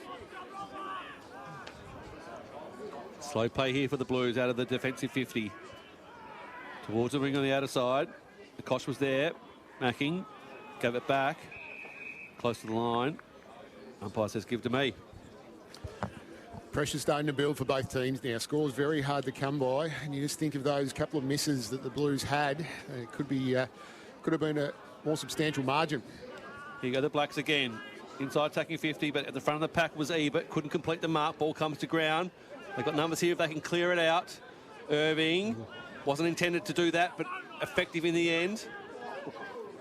Found Furphy. And a hurried kick in the middle of the ground just lands in the lap here of Robertson for the Blacks. So they'll go forward again. Nice kick to penetrate the arc of 50. Out the back. Quick kick from... He's got it. Got a feeling. Max Gray. Well, geez, we've got a game here, haven't we?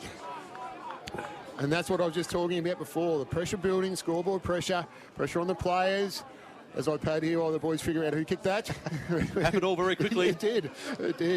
But Bill Gray? I need to double check. I thought it might have been Gray. Okay, is this going in the rush goals column? This might have to go on the rush goals column. Andrew, have you heard about the rush goals column? No, first I've heard of it. Yeah. Well, no, it's a tale as old as time, the origin of the rush goals column. Back when I was a kid, go to the footy. We are going through it. Andrew doesn't know it, Hugo. We'll get to it in a minute, though, because the ball's tossed up again. It's a 4-point ball game at University Oval. Who'll win the clearance here? The Blues go backwards to go forwards. Ebert with a kick out. Didn't quite find Curran. It's in dispute all of a sudden here. Curran goes in once again. Curnow catches him. And the ball out. Well, back, Andrew, when I get a record of footy. We're not doing this, are we? If we didn't know who the goal scorer was, sometimes you miss it. You didn't have your phone. There'd be a little column next to the rush, and you just put a 1 there. Right. The rushed goals column. So it's for when you didn't actually know who kicked the goal. You find out later. Good mark from away Macking in defence, by the way. And a little bit of, I think that was a free kick in the end.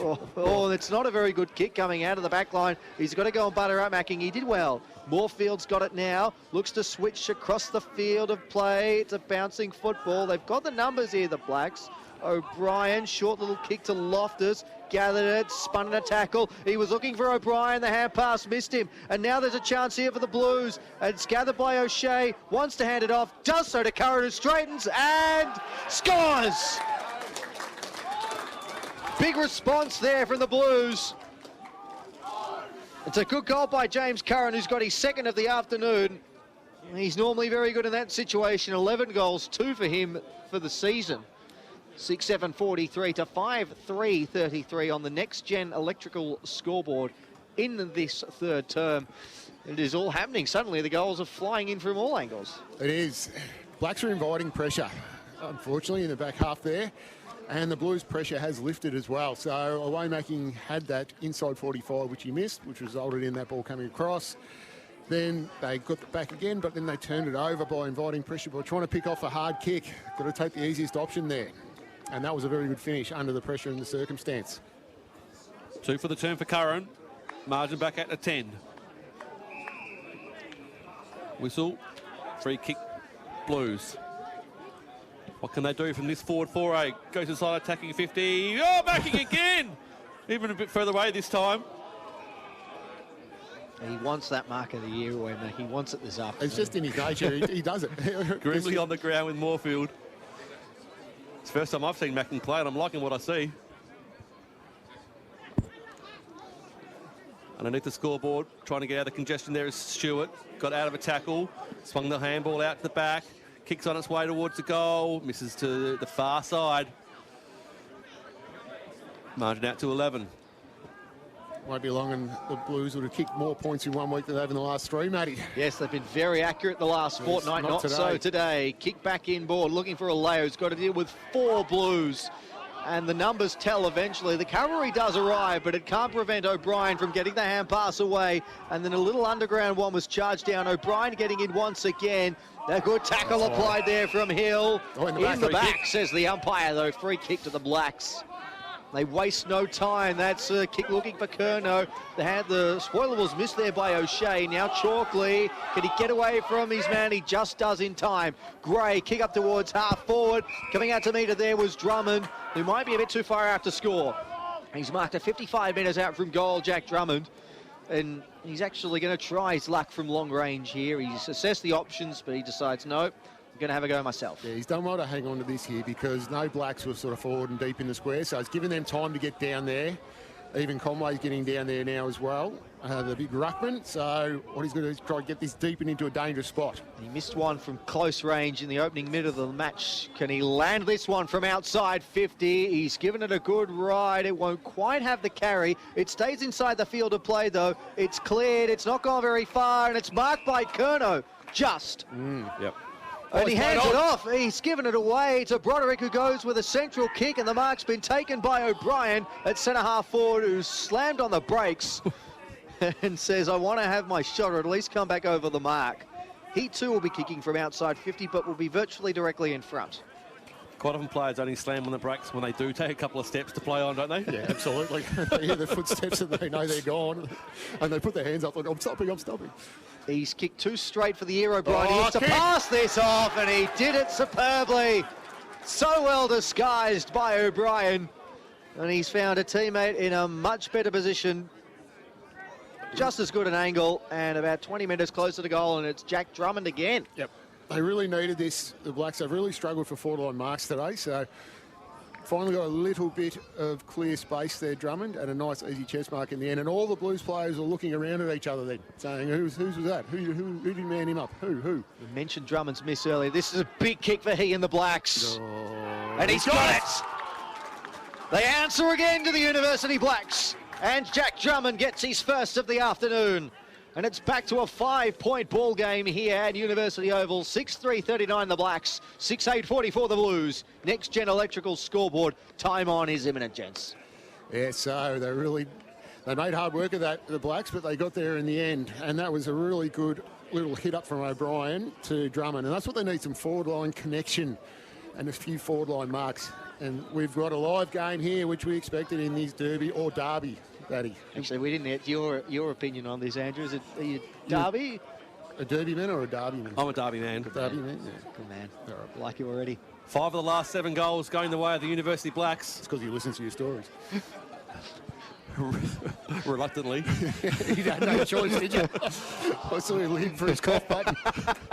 It would be the first time someone's pressed the cough button for me, right, Hugo? I think it was here too. Yes, it was. Yeah. Didn't know that was possible.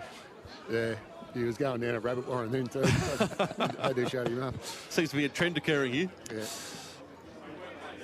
I'm enjoying both your company for the first time as the University Blues will have a set shot for goal. Amongst all that, we missed a fair bit of play. O'Brien with the kick goes deep to the teeth of goal. But the Blacks have got some numbers to relieve. Moorfield is going to squeeze a tight ball into the hands of Ted O'Brien. This is where they've struggled today. This exit kick from here. They really need to maintain possession through this heavy congestion. And the Blues look well set ahead of the ball. Marking target from the Blacks was going to be Oliver. Gets fisted away from his hands and over the line for a boundary throw-in. Hugo, Abercrombie around the grounds. Have you got something for us there? Yes, Caulfield Grammarians 43, lead Old Brighton 35. St Bernard 68, lead Old Scotch 49, and Haileybury 45, lead Old Zabs 36, and St Kevin's 76, lead Old Trinity 45. So some interesting scorelines there. And it's a 5-point lead here for the University Blues. We've just ticked into time on here in the third term, and it's at the half-forward flank now for them. Knights back to Moorfield for the Blacks, back to Knights. Straightens on the right boot, goes with a kick looking for Broderick, who takes a good mark. Despite the attention from Marty Gleeson, he wastes no time either. Gives it away to Knight once more. Kick up the line to Curnow, who marks on the wing. He hands it across. Another kick down the line. It's a wobbly one. No mark taken. Gray in there applying the tackle. Ball's come free. Players falling on top of it. It's come out now. Furphy gave it over to LaCava. High up towards half forward. Mark taken by Stewart. Might almost be within range here, Stewart. He comes back over the mark. The moment passes. Instead, he looks to go towards Townsend in the pocket. He had Moorfield to contend with. Moorfield did well. Hands it over to Preen. Got it from stolen by Townsend, who swings. It goes! Something out of nothing from Ben Townsend. His third, and it's a goal of the day for Kosh Living. The interception, the swivel and the snap, all in one motion. A beauty from the pocket. There it is. Mark that one down, put that in your notes. That is goal of the day. You will not see a better goal than that. The one-handed, he just picked his pocket there. He's got his wallet, he's got the lot, and then just turn around and finish it. That is absolutely amazing, Ben Townsend. He needs a better number. Yeah. But something always about 44. Yep. Keys, wallet and phone. Yeah, all pickpocketed by Ben Townsend. Gone. That's a super finish. We're in Melbourne, so he swiped his machete too. That's gone. Out to 11 points. Miraculous goal from Townsend, his third. He's kicked one in every quarter. Goes forward again. He went up with one hand, couldn't bring it down. Blacks with numbers at the back here. Can they work something through? They can. Knight. Going to get it back again. They're going to barge their way through half back here, the Blacks. Gee. Ruthless. He ran a very long way. Line ball probably, but the umpire pulled him back for it. Very hot on that. So, Hayter. Some might say... No, I won't say that. Some might say, some won't. Some may not. Hayter towards deep forward pocket here for the Blues. Townsend again, first there, took possession, wrapped up simultaneously, ball up. 22, nearly 23 played, third term, margins 11. This is a beauty, the Derby. The university team's going at it on their deck. And we'll have another ball up. In a game of seesawing momentum, something like that can swing that. Yep. Anyway. Drummond taking a turn in the ruck now. Hand pass comes out to Hayter, who snaps towards the goal square. Grimley was there. It's gathered now by O'Brien, who hands it back to Ebert, who goes with the outside of the right boot and has missed. No left foot there from Brad Ebert. 2 behinds for him today.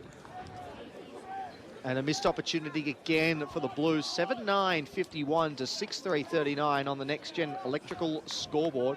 They lead by 12 points. They've won the quarter by 10. They could have won it by more. Now we have a football issue here. Oh, we're struggling to find one behind. Have you seen this, Sharon? Yes. Yeah, he's got it. The young fella's got it. Beauty, good on him. He's done well. No, he's taking his time giving it back. He's in no hurry. And his old man, gave it to the old man to kick back. So he's done well. Must be a Blues supporter. Kill time off the clock. Yeah, he's come out of the woodwork too, haven't they? They were quiet for a while there. Deep in the back pocket here for the Blacks. Time ticks down to three-quarter time. Margin is 12. Darting ball. Didn't quite hit the target. Comes back from whence it came. That's back. Oh, no. No doubt about that. Yeah. Didn't have to milk it or make it look any better than what it was. Young Charlie Cotter. Thought he'd been a little bit quiet today, but in a very dangerous spot there. And the value of that entry, a little bit of there's a frustrating one when something like that happens. Yep.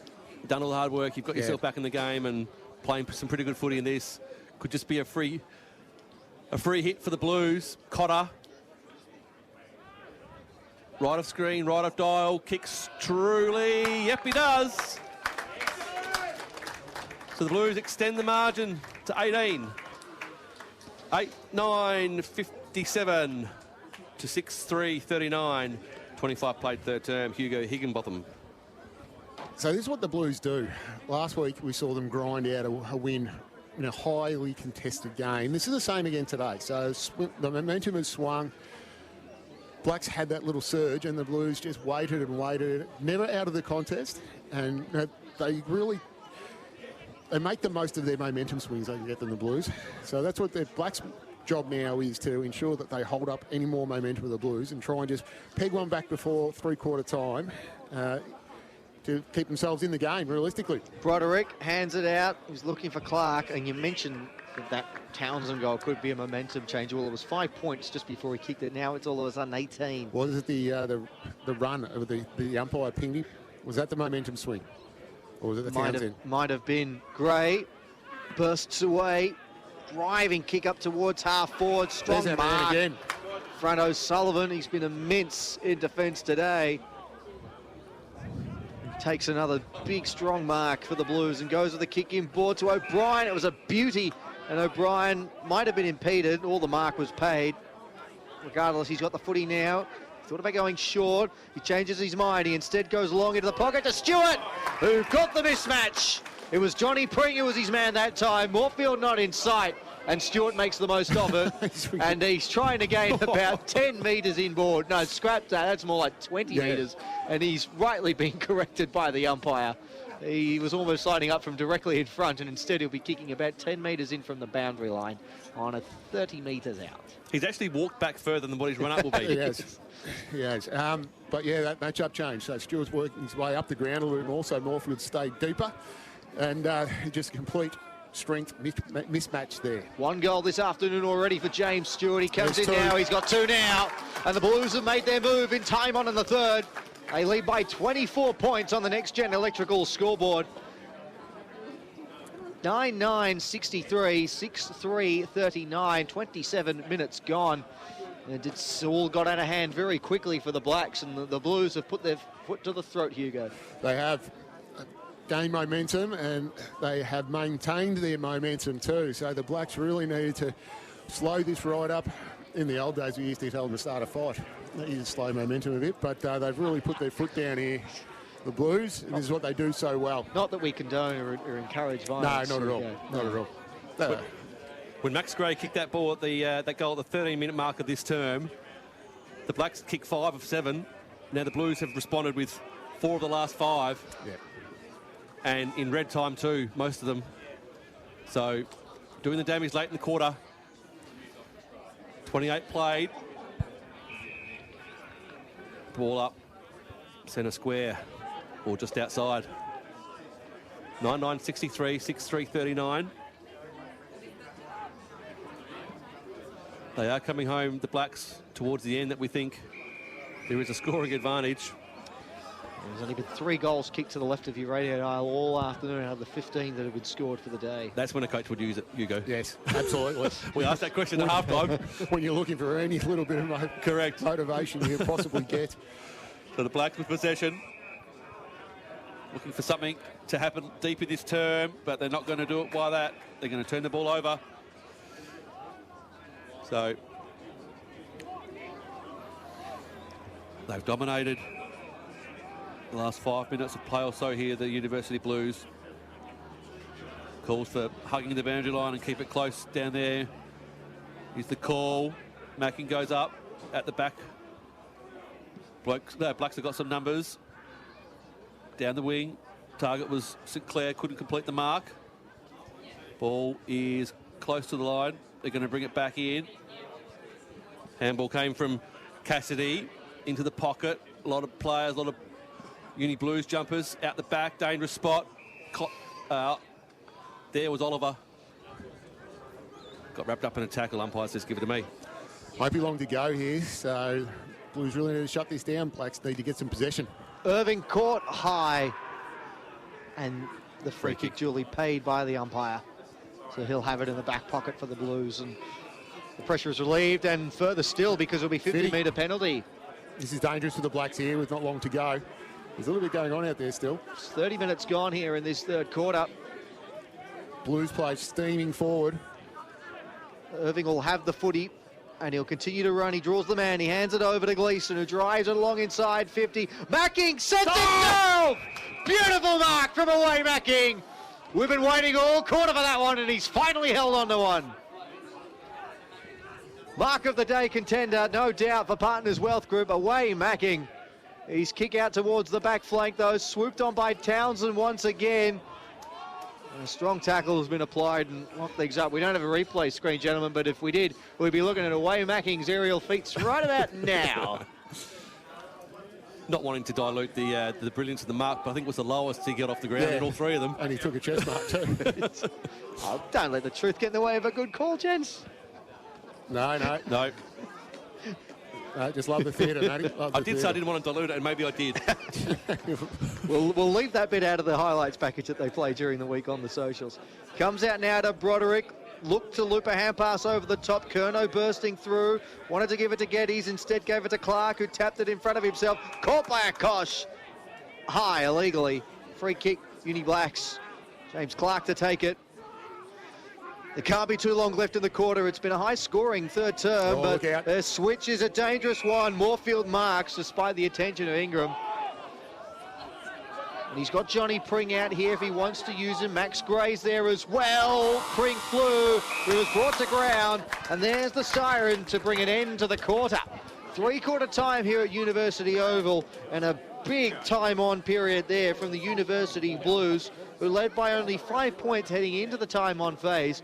And they now lead by 24 as we turn for home. 9-9-63, plays 6-3-39. Hugo Higginbotham for Hit IQ. Your thoughts on that third quarter? Yeah, it was a seesawing affair there, but the Blues were able to maintain a longer duration of momentum and got the result on the scoreboard there. I mean, we were down to 5 points and it was looking very ominous, and they were able to do what they did really well and grind it out. So Blacks need to maintain some possession in this last quarter and get some scores on the board early to put some pressure on. Goal scorers to this point, Ben Townsend with 3 for the Blues, 2 to James Curran and James Stewart, single to Charlie Cotter and Sam Grimley, and for the Blacks, all individual goal scorers, Jack Drummond, Max Geddes, Max Gray has got 2, my apologies, Harry, Oscar Broderick and Ben Oliver. That third term brought to you by Next Gen Electrical, focused on delivering renewable energy solutions such as solar farms, commercial rooftop solar and microgrids. Three-quarter time here at University Oval. It is the Blues leading the Blacks by 24 points. Will the Blues hold on or will the Blacks find a way? Stay tuned. The final quarter coming up right after this. VAFA action is back, and you can catch the award-winning VAFA William Buck Premier Men's SEN Match of the Day every Saturday afternoon. Listen to all the VAFA footy action live on the SEN website and SEN app today from 1:45 p.m. Are you thinking about pulling on the boots and having a kick in 2026? If so, we'd love to have you in the VAFA. Australia's largest senior footy competition has teams suited to all ages and experience, from under-19s to seniors. Log on to vafa.com.au, check out our club directory and find a club near you. Hey guys, at GYG we never compromise on the quality of our food. That's why we only serve 100% free-range chicken. We're on a mission to reinvent fast food, because who said fast food had to be bad food? Love ya. The VAFA Rising Star Award recognises the competition's most talented young players. Each week, the VAFA Rising Star Committee receives nominations for 1 male and 1 female player aged 20 years or under who played no more than 7 senior games before this season. Our overall season winners will be declared the VAFA Rising Stars for 2026. So if your club has a young gun making their mark, nominate them now at media@vafa.com.au. Stay up to date with all the latest from the Victorian Amateur Football Association with the brand new VAFA app. Stay connected with live scores, fixtures, stats and news from across the Victorian Amateur Football Association right at your fingertips. Download the VAFA app today from the App Store or Google Play and never miss a moment. Keep up to date with everything that's happening around the VAFA by subscribing to our socials. We're on Instagram, TikTok, X, Facebook and LinkedIn. Has someone just taken a screamer or kicked goal of the year? Send us your best and we might share them around the league. Join in the fun with all the best pics, videos, stories and reels from around the competition. They're all on VAFA socials. Search VAFA and VAFA Women's on your favourite platforms. Listen in to the award-winning VAFA William Buck Premier Men's SEN Match of the Day this Saturday afternoon on SEN's new no-delay streaming product, SEN Stadium. That's VAFA Footy, live with no delay, Saturday from 1:45 p.m. Listen via the app. Welcome back to William Buck VAFA Premier Men's Round 10 action here at University Oval. SEN's Match of the Day, and it is three-quarter time here in the University Derby. The Blues leading by 24 points over the Blacks, 9-9-63 to 6:3:39. Andrew Holmes alongside myself, Matthew Donald. Hugo Higginbotham is our expert commentator and our boundary rider. He's down at ground level with the University Blues. We'll tune in now as Coach Matt Smith addresses his charges ahead of a big final quarter. Good boys, good work. All right, listen up, in close. Much better quarter that one. And we said at half-time, forward half footy is our style of footy. We said that if we forced them to kick that ball around inside our forward 50 and we defended and hunted off the back of that, that we'd generate shots on goal. And we did. The reward wasn't necessarily there 100% of the time, but the effort to keep it inside that forward 50 made it so much easier for our backs to get set behind that. The hunt inside our forward 50, it's not just at the ball. If you see your mate go at that D1 and at the ball carrier, it is on you to buy him time by taking away D2. We hunt in waves, not just at the ball, but at their exit points.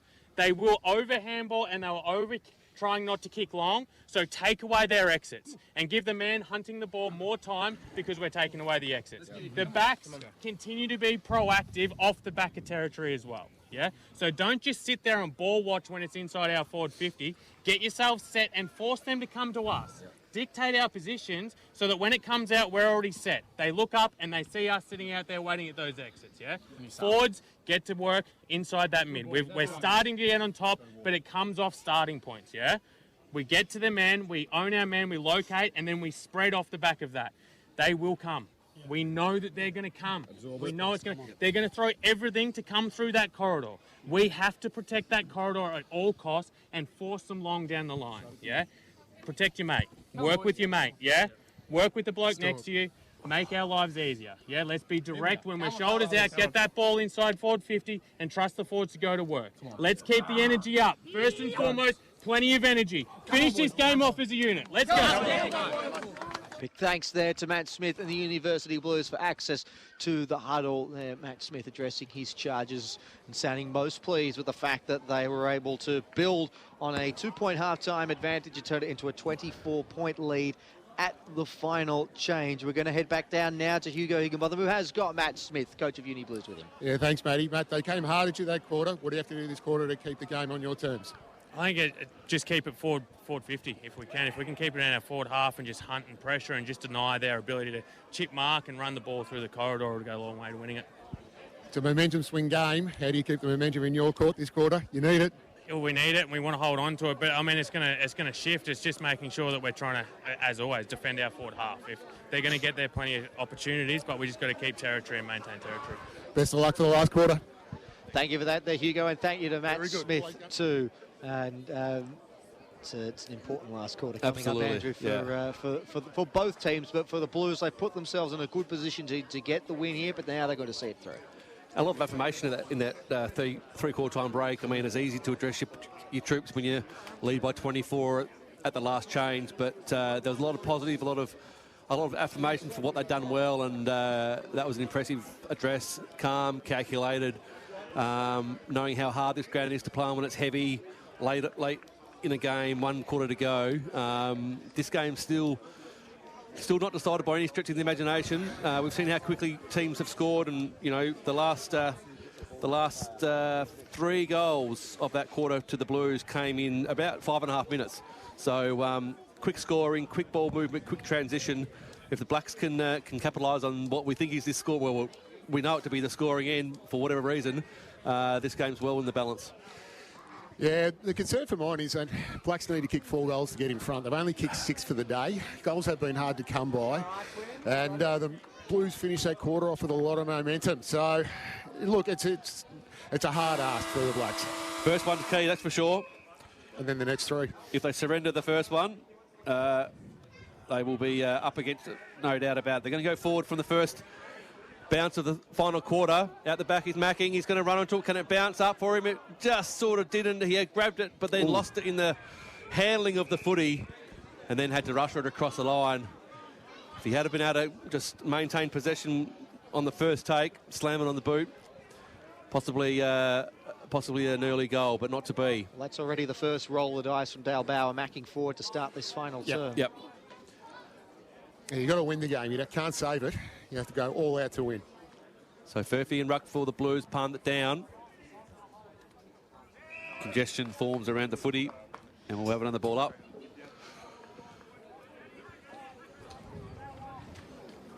It's right where the Blacks want it.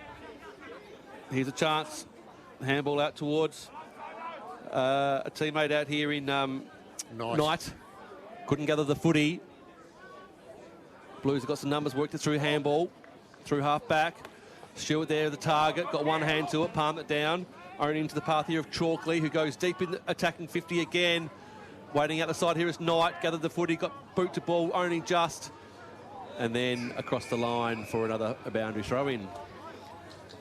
So that was a good answer by the Blacks there on that exit kick.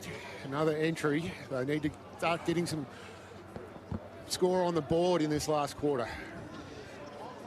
Have pushed forward a couple of times in this final term. Grabbed by Conway, out of the ruck, snaps towards goal, but it's no good. Doesn't find a teammate. It's been won back there by O'Sullivan again, who drives a kick up towards a mystery man. I've got no 97 here for the Blues, so we're going to have to find out who that is. If he kicks a rushed goal, that will be most interesting. Numbers are getting higher from 88 to 97. Yeah, we're climbing.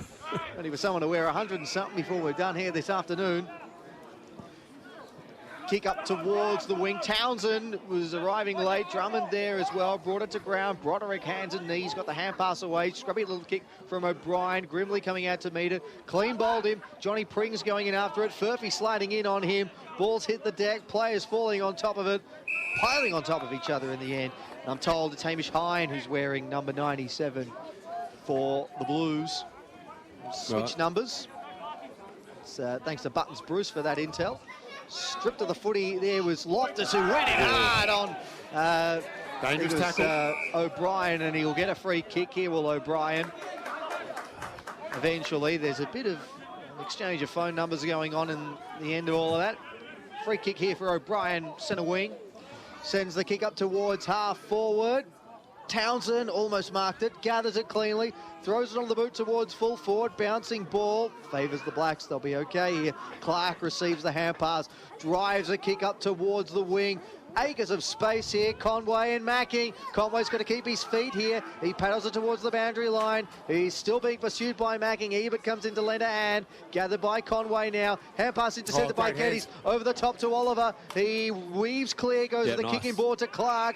Play on. Is he going to play on? No, he's going to stay over the mark for now. Moves now, spears it inside 50. Good kick, finds Max Gray. Here's a chance for Gray to kick his third goal of the match. That was great pressure there by the Blacks in their forward half to maintain the ball in there, and we felt something was just going to build and build. And they really need this one. 3 minutes 45 gone on the clock. So that's, if he kick this, it'll be one down. One closer. He'd only kicked 2 goals for the season coming into today. Max Gray's already kicked 2 this afternoon. He's got 3 now. And the Blacks get the all-important first of the final term. Off the boot of Max Gray, who's got 3. And the game's not done yet. Not just yet. 7-3-45 the Blacks. 9-9-63 the University Blues. 4 minutes gone in the final term for ENS Kitchen and Bathroom. And it's only 18 points in it at University Oval. No, they're coming. They've started this quarter really well, the Blacks. They've had a couple of clearances, bit of forward half footy, but the best part was they defended that ball, transitioned the ground, and then were able to keep it in their forward 50 and got the score on the board. There's always a mental thing with comebacks that 4 seems a lot. If you get a couple, 2 seems very achievable. Well, here's another story for you, Andrew. I was going to say. Matty's got I've got to listen more, don't I? Yeah, Matty's got a theory on this. Later, Matty. Yeah, much later. So, from the restart, the Blues go forward here through O'Brien. 1-on-1 contest, a bit of holding. Which way it's going to go the way of the Blacks. Yep. Caught behind and a tug of the jumper. So they want to switch play again, or no, they don't. Slipped over. That was Pring out there. Made a meal of all of that. But luck's a fortune, and they do maintain possession. So neatly along the line. They need to take some risks, but not at the 5-minute mark or the 5.5-minute mark of the last quarter. They're within 3 goals now, the Blacks. Again, long down the outer side. There is O'Brien again, handballed over the top. gets it back in the 1-3. Jumping up and taking a mark, being paid. Push before all of that. So the free kick's going to be taken here for the Blacks through Kelly. So Kelly goes short to Moorfield. What a duel it's been between he and Stewart this afternoon. He goes with a short kick over the top. To Broderick again up towards half-forward. Oh, good mark, Gleeson at full stretch. Won it back for the Uni Blues. And looks to send it back out towards the wing. Nice kick too. Finds Lloyd with one over the top to Ingram, who wanted to come back in on his left boot. He's in trouble now. He's gone. Great work from Drummond. You're right, Hugo. And he looks to instigate the counter-attack quickly for the Blacks, although Broderick's got to go back to Chalkley. They might want to conduct a switch here, the Blacks. Robertson, it's an half-back. They've got a low if they want him. Yeah. He runs and drives and he looks for a layout. Great kick, and he doesn't have to break stride. He goes allow in towards full forward. No mark taken. Free kick paid. Lockie Knight's ball.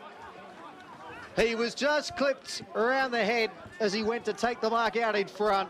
Free kick was there, and it was Tom Sinclair, rather, my apologies. Sinclair, who's barely had a sight at goal today, will line up, and if he can kick this one, well, it gets very interesting all of a sudden. The margin back to 12 points with plenty of time still left in the contest. Jack Drummond, what a tackle over there. That was an entry kick. Yep. Would have gone to a dangerous spot, and now they've got a shot on goals. Little things like that, little moments. 4 goals, 7 for Tom Sinclair this season. Can he find his kicking boots? He does. And the Blacks have got back-to-back goals. And Tom Sinclair's got his first of the afternoon. And we've got a game on our hands all of a sudden once again at the University Oval. 8-3-51 Uni Blacks. Uni Blues 9-9-63. And we're just approaching 8 minutes gone in the final term for E&S Kitchen and Bathroom. This one is still very much alive, Hugo. Absolutely. That's 2, matey. That's 2 in a row. But as I said, just little moments. So Drummond's gone back. Hasn't had the greatest day up forward. Probably hasn't had the greatest day all around. But just that diving tackle when the player was going to have an entry kick, who knows what could have happened. They were able to exit, and a really good finish by Sinclair on goal. So here we go again, back in the middle. Back-to-back goals to the Blacks. First 2 of the term. They go forward again. Try and hurry a ball through the middle of the ground. Vision. Quick kick around the body. It's been taken here by Gray. Gray, yeah. He's kicked 3 this afternoon. If we can confirm our rush goal is that was great. One of his. That was great, definitely Gray. Yeah. That's confirmed. Right. Did he tell you the story about how the rush goal was? Here's Gray. On approach. Could they kick 3 in a row in the final quarter to set things going? No, misses to the near side. Back to 11. Well, Andrew, back when I was a kid, no, I won't bore you with that again.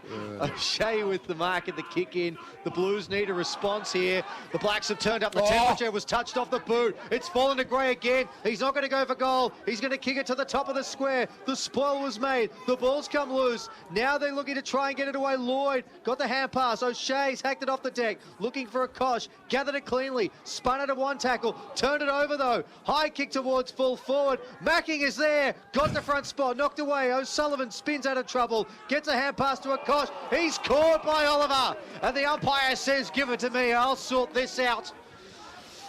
The Heat's turned up all of a sudden. It's 11 points of difference here at University Oval. Match of the day indeed here on the SEN app. Knocked down out of play, and it was Tom Hill happy to see that one over the line. Uni Blues 63, Uni Blacks 52. Round 10 action here in Premier Men's 2026 campaign. What a derby it's been. Toss back inside 50 now for the Blacks. And there's a free kick, and it's going to go the way of the Blacks. It'll be Sam Conway's ball. He was held by Joe Furphy, and the umpire was all over it, and he's paid a free kick to the Blacks ruckman, who's kicked 5-1 for the season. And he'll be about 35 metres out on a 45-degree angle, Hugo. What do coaches think when ruckman have got you turn away and you look at somewhere else. I always say ruckman should never kick the ball. Conway comes in now on the right boot. He's got it through. Goal for Conway. The Blacks are alive. It's 3 in a row. It's officially a comeback, Matty. The comeback is well and truly on. 9-4-58. Uni Blacks, Uni Blues 9-9-63. We've only hit the 11-minute mark of this final term. The deficit has been all but wiped, and we've still got the best part of 20 minutes to go. We have, Matty. It's an amazing game. Momentum swings, and the Blacks have finally capitalised on their momentum. It's been their time. Now they need to maintain that. They're still behind. They're still 5 points behind, so they need this clearance. I mean, Conway's been absolutely amazing in this quarter. They've won every clearance so far. They need this one, and the Blues just need to lock this down and get a repeat stoppage. They've got to slow this momentum, the Blues. Furphy and Conway in the middle. Came down to Irving. High up and under ball. Didn't travel far. It's on the outer side of the ground. Through the middle. They come with a hurried kick. Towards half forward. Out the back there for the Blacks is O'Brien. Umpire says, I'll have it. A lot of scragging and pulling and shoving in that contest. Nothing doing from an umpire's perspective. He'll ball it up. Conway again in ruck. Grabbing the ball out there was Ted O'Brien. Brought to ground in the tackle. So we'll do it all again. 12 played, final term. 5 points the margin. The Blues still have it. Out the back was Robertson for the Blacks. They blast the ball from the half-back line in the middle of the ground. It's all Blues here. They've got to sort it out. There's 3 of them. Going up and grabbing the ball there was Irving. Got ball into ground. Umpire says, benefit of the doubt. Well, he only had 4 opportunities to get rid of it. Max Geddes asked the question a number of times. Yes. And we'll have a ball up centre wing. It was Conway who slapped it forward. Gleeson caught. Got to mention, gents, 18 goals kicked for the day, 15 of them to the right of your radio dial, and that's where the Blacks are kicking in this final term. Loftus just fumbled it, swooped on by Curran, snaps it inside 50, up towards full forward. Furphy brought it to ground. Stewart was lurking, gathered here, hand pass over the top, looking for Furphy. He's got Curnow to contend with, gathered by Stewart, over to Curran, snaps with the outside of the boot, caught the wrong side of the ball, and it's trickled out of play rather than out on the full, which is a good result for the Blues. Absolutely. Just noticed a couple of times, Hugo, the forwards and defenders have both got the problem now of the sun in their eyes as the ball comes in. So it's going to be hard to score and mark balls in at the left of your radio dial or left of screen.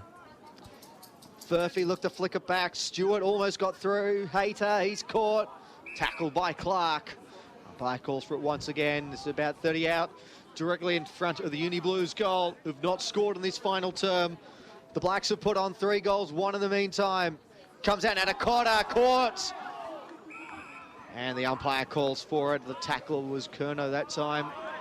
It turned the 24-point deficit into a 5-point-1. Curnow with the hands out, snap towards goal there from Furphy. It's high. Mark will be paid. Moorfield leading by example. The skipper once more saves the day for the Blacks and repels the danger. He's had a great afternoon as Moorfield. So the Blacks still inside their defensive 50. Oh, they turned the ball over. It hasn't gone far enough for the mark anyway. To Furphy. Mark's not been taken. The Blacks have got some numbers at the bat. They've got to be cool, calm and collected, and they are. They deliver to the half-back flank. Pressure on now. This game is on. They want to switch it back. Pring with the ball. He's got Loftus longer on the wing. Went over his head. He slipped at the crucial stage. Blues trying to work it through. Here's Grimley. Long back along the line. It's going to fade across for an out-of-bounds and the full free kick. Hugo Grimley behind the ball. Yes, that's interesting already. There's still a lot to play out in this game. O'Brien. Oh, he's just shanked it as well. Off one step, almost leaning backwards as he kicked it. And that's just a free turnover. And the kick's going to be taken here for the Blues through Cam O'Shea. Right in front of us, Cam O'Shea here. He steps back into the field of play now and drives this one inside, attacking 50. Oh, good beautiful mark coming in from the side. Beautifully read.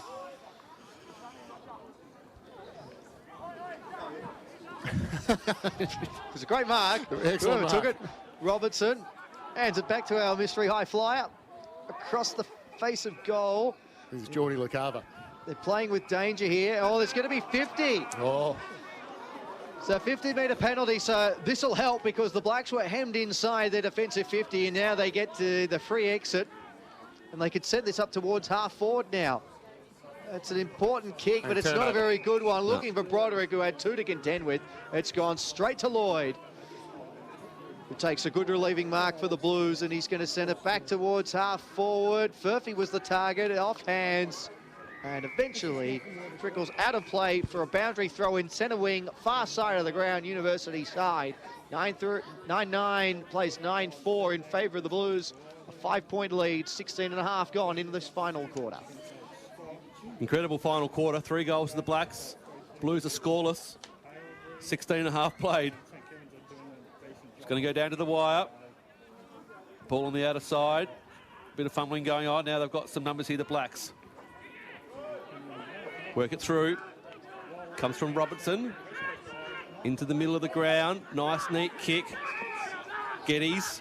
Plays on quickly. Got some runners over the top. Beautifully measured to Curnow. Curnow went for the play on run and got pulled down in a brilliant tackle by Will Furphy.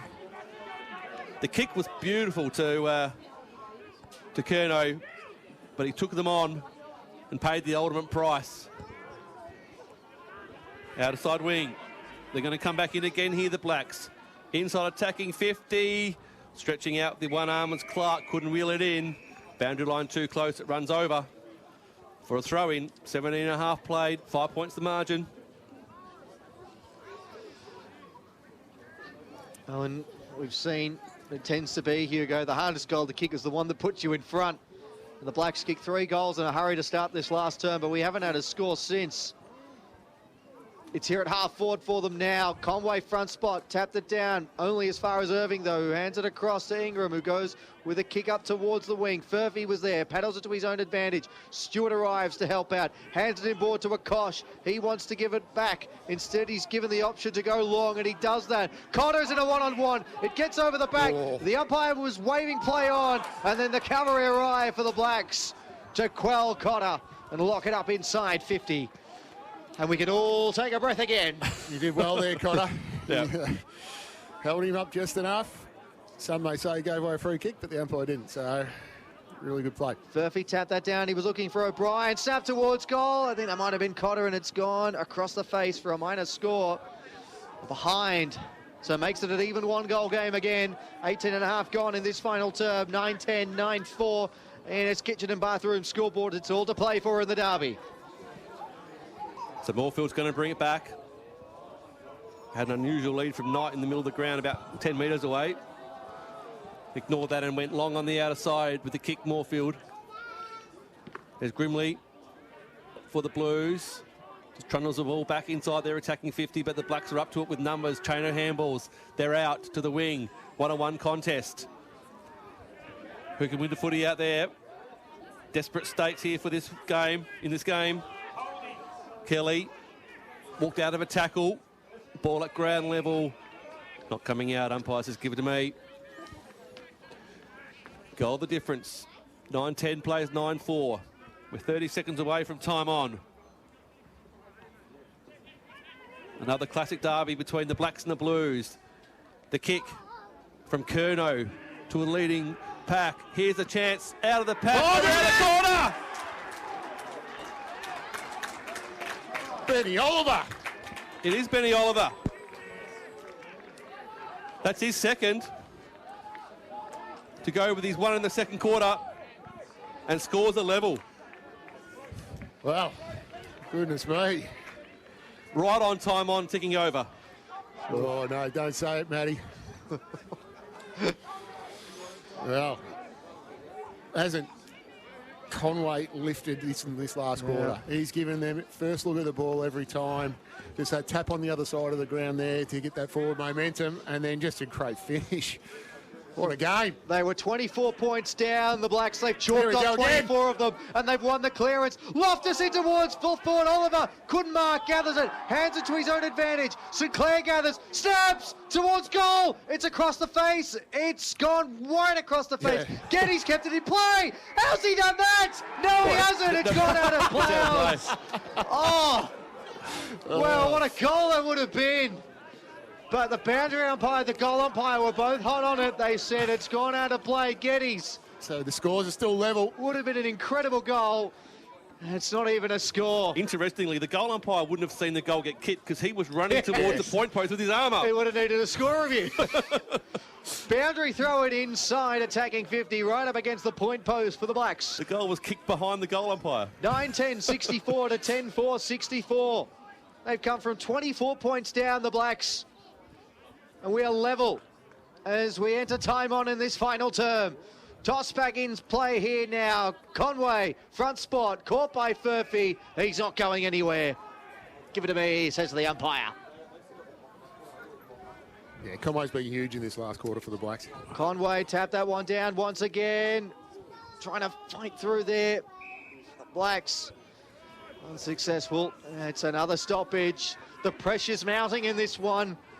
This is an old-fashioned match of the day. Furphy tapped that one out. Gleeson, he's caught by Clark. Oh, and another stoppage. The ball not going anywhere. Every score's going to become critical now. Furphy tapped that one straight down. Clearing kick, scrambling ball. Curran gets it further away out of defence. Stewart and Moorfield, what a duel it's been. Stewart brought to ground. He was taken with the ball, and the umpire says, mine. Players converging from everywhere to dive on top of him, but it's between wing and half forward here for the Blacks. Ball up. It's a great day for people who love the count-up clock rather than the countdown clock. No idea how long there is to go. 22 and a half played. The Blacks making all the play. Last 4 goals in the match. It's on the outer side. Dispossessed of the tackle, holding the ball. And a little bit of lip service on the way up from the tackle. Tackling's been excellent today. Yep. From both teams. So, the Blues. Oh! Nearly turned the ball over. The intended target was LaCava. Ended up doing okay with it in the end and got the ball out of their defensive 50, but risky in the end. Almost a mark to the Blacks inside their attacking 50. Extraordinary. To the wing. Moorfield's there. Quick kick out of the pack from O'Brien. Goes deep inside attacking 50 here for the Blues. Back there first is O'Brien for the Blacks.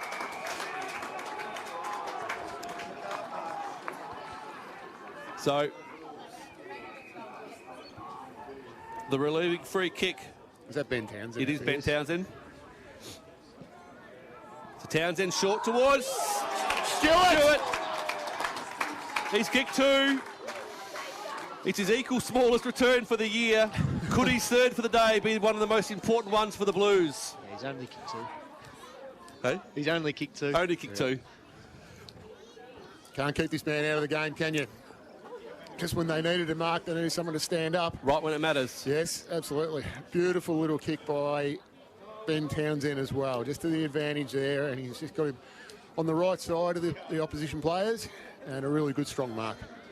With 24 gone, a goal is precious. Any score valuable to the Blues right now. Stewart on approach. Doesn't miss. Dead eye, Dick. James Stewart. That is his third. He's kicked 1 in the first, 1 in the third, and now one of the most important goals of the last quarter. The Blues' first of the term. And it comes at the 24.5-minute mark. Yes, just when they needed it the most. Just think that ball was down deep in the Blacks' forward line. Almost a shot on goal there. But the boundary umpire pulled it back. They were able to exit and just got it forward and then converted, what the Blacks weren't able to do. So absolutely needed that one. 10-10, playing 10-4. So not long to go now, one wouldn't think. Nearly 25 gone. So what a quarter we've had. Yeah, there's still probably a few minutes left, but the Blacks will want to get on a hurry here. Conway, Loftus was charging off the back of the square, but the clearance is going to be won here by the Blues. Good mark from O'Brien, going back with a flight. The kick came in from Furphy, but he read it so well. And he's at least won it back now for the time being. Good kick finds Robertson, who wants to go straight away. Goes with a kick inboard to Moorfield. It's in good hands here. The skipper's got it on the centre line now for the Blacks. He sends a kick up towards half forward. St Clair's going to fly. Drummond brought it to ground. It's come off hands. And there'll be a stoppage here at half forward for the Blacks. 26 minutes gone here. 10-10-70, 10-4-64, the Blues lead. Conway flying over the top. Another hack kick towards goal. Oliver's there. It was just too far out for him, and Conway is happy to see it out of play. Boundary throw in. They've led virtually all day, the Blacks, or the Blues. It's just a jumper, Matty. It's a jumper. 3 minutes ago. It was going to trip me up eventually. Yeah. No, you've done well so far. About 30 metres out from goal here. This boundary throw-in will take place. Conway will have front spot. He flips it over the back. Oh, Curran was there. Knight snaps towards goal. Drummond. Oh, it's hit the behind post on the full. No score. And it's a Blues ball right up against the point post in the back pocket. So Conway clears it out of their defensive 50. Long ball towards the wing. Grimley was there. Hand to foot was quick. Here's Townsend. Along the line, but it's all Blacks, says it. No, cutting across in front to make the spoil was Cotter. Now they've got some space. Here's a Kosh. Couldn't quite get to the contest. Finally did. Got the handball away. Kicks towards goal. O'Brien, he's hit the post as well. 2 in a row. Goodness me. But importantly, he hit the goalpost, so he's got a point for that. So it's a 7-point lead. It's a handy point alert all of a sudden. Gray, he goes with a kick long down the line to Chalkley. They can't afford to waste any time here, the Blacks. They trail by 7 points now, and they are going to go sideways. Another kick up the line looking for O'Brien. They're doing this patiently. They don't have much time for patience. Kick looking for Broderick, but Irving came off the bench and cut it out. And the Blues repel. He wasn't on the ground when the kick left the boot. No, he was alert to it, Irving. And he just sends it down the line. And Robertson just has to knock it out of play. So it'll be a neutral ball here on the half-forward line for the Blues. 28 gone in this final term for E&S Kitchen and Bathroom. 71 plays 64 in favour of today's hosts. Boundary throw in once more. Furphy had front spot. It got over the back. Conway rather hacked it off the ground. Geddes is there. He does likewise. Kicks it into the middle of the mud patch here at University Oval. The race is on. Oh, well done there by O'Sullivan and St Clair. And the free kick will go to O'Sullivan, who's been awesome today. He'll be one of our contenders for the Skins player of the match. The Pioneers of compression. Don't think I'm going too early, Hugo. It's 28.5 in the final term. No, he was high up on my list as well, Matthew. That's a great mark. Great mark as well there by Furphy. He'll be happy just to take time off the clock. Call to go now. Drives it long. In towards the pocket. Comes off hands. Looking to have a shot at goal. There was Curran, but he was dispossessed and the umpire calls for it. Deep in this final term. Time now the enemy of University Blacks. They trail by 7. Conway and Ruck palmed it down. The quick kick out of congestion from Broderick towards the outer side half-back flank, but the mark's been taken by Charlie Furphy. Joe Furphy, in fact. So he'll just slow things down as long as he can. Furphy deep inside, attacking 50 for the Blues. Here's a chance for Gleeson. Handball to a teammate in a better position. Kick towards the line. They're going to be up to the task on the last line defence here, the Blacks. Yep, it's gone through. It has gone through. Well, gentlemen, who's Skins player of the day? Because I've got to put my other cape on and get down there. I like O'Sullivan, but it's your call, Hugo, up to your discretion. Robertson goes in. It's come over the back. The ball is loose. Lloyd got it back to Hill. Hands it forward to Ingram. He gives it one more to Gleeson. Back to O'Sullivan, who goes down the line. Macking in good position here, and he marks. Wastes no time. Goes the kicking ball, but it's been cut out by Furphy, who goes over the top. Akosh, can he gather it? He does. He can walk in, and he can seal it for the Blues. siren. And Melbourne University will be painted blue tonight. Majok Kosh wraps things up on the siren for the Blues, who consolidate their spot inside the top 2 on the Premier Men's ladder with a 14-point win over the Blacks. 11-12, 78 to 10-4, 64, and a rollicking game of footy here at Melbourne University. It's a fast finish, wasn't it? It was great to watch, and we thought we were in for an almighty comeback from the Blacks. We thought we might have been in for a draw at one stage. Ended up being a 2-goal win to the Blues, who, as you said, led for most of the day. I think the game-high lead was 20 points. They've won by 14. So nothing in it much for out the course of the afternoon, but a great comeback in the second half by the Blacks. That's what these derbies are built on. And the Blues winning second on the ladder against the 7th place Blacks. They led by 20 points at quarter time, Uni Blues. The Blacks had trimmed it back to 2 at the main break. And then in time on in the third, the Blues made their move once more. They led by 24 points at three-quarter time. That was the game-high lead. The Blacks brought it back to parity. At one stage, we were deadlocked at 64 apiece in the final term. But at that point, the Blues then kicked the last 2 goals of the game to take out the win. 11-12, 78 to 10-4, 64. Goal scorers over the course of the day. Ben Townsend and James Stewart each kicked 3 for the Blues. 2 to James Curran, singles to Grimley, Akosh and Cotter. And for the Blacks, 3 to Max Gray, and then singles to Drummond, Conway, St Clair, Geddes, Broderick. Oh, and 2 to Ben Oliver as well. My apologies. We are just looking out there. I can't find Hugo Higginbotham at the moment because he's right there. I He's thought standing he next to us. made his way out onto the ground. He will go and get our skins player of the game, the Pioneers of Compression. He'll do that very shortly. And He's worked hard today, Hugh, hasn't he? He has. He's been up and down. He's got his steps in today, no doubt about that. It'll be really curious. I mean, as I say, I thought O'Sullivan was terrific. Not just his skill, but his pressure was amazing. 2 incredible tackles. Yep, terrific tackles. To win holding the ball in crucial stages of the game. And, you know, excuse me, there's my cough button. And games like these too, you could equally have a player from the losing side be the best on ground as well, and you know that wouldn't have been hard to. Right, here you go. Conway were very good in the ruck. Moorfield did a terrific job on Stewart. You'd have to say Moorfield played so well, and 3 goals to Stewart, honours even just about there. Max Gray kicked 3 goals. Broderick was very good in the midfield. There were lots of outstanding performers from the Blacks, so a massive credit to them. And then, of course, the University Blues, Townsend and Stewart each kicked 3. We mentioned O'Sullivan, he was terrific. It looks like he is our skins player of the match as well, the Pioneers of Compression. He's not going to get him at ground level. He's actually going to join us here in the commentary position. He's pulled him out of the team song. He'll pop the headset on. We'll get him now. They might wait for him. We'll keep it brief. Jack, congratulations, you're our skins player of the game. Thank you. Yeah, no, it was a bloody tough game. Uni Blacks, like, anytime we play them, it's always a heated battle, and we respect the hell out of each other.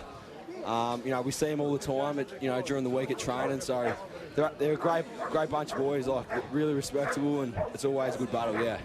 What was it about the sort of the last 20 minutes, because they had such a great start to that final term, the Blacks, they got it back to level pegging, they clearly got on top of you.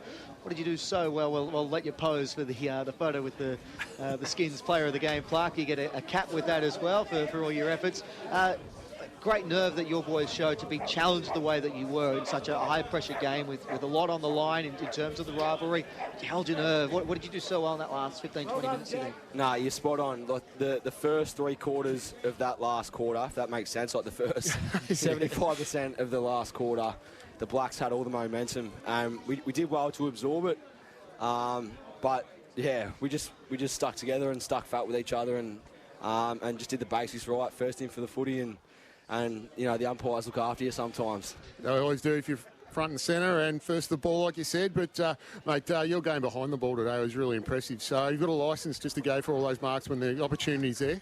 Oh, I don't really think twice. If one of my teammates are there, I'm still going for it.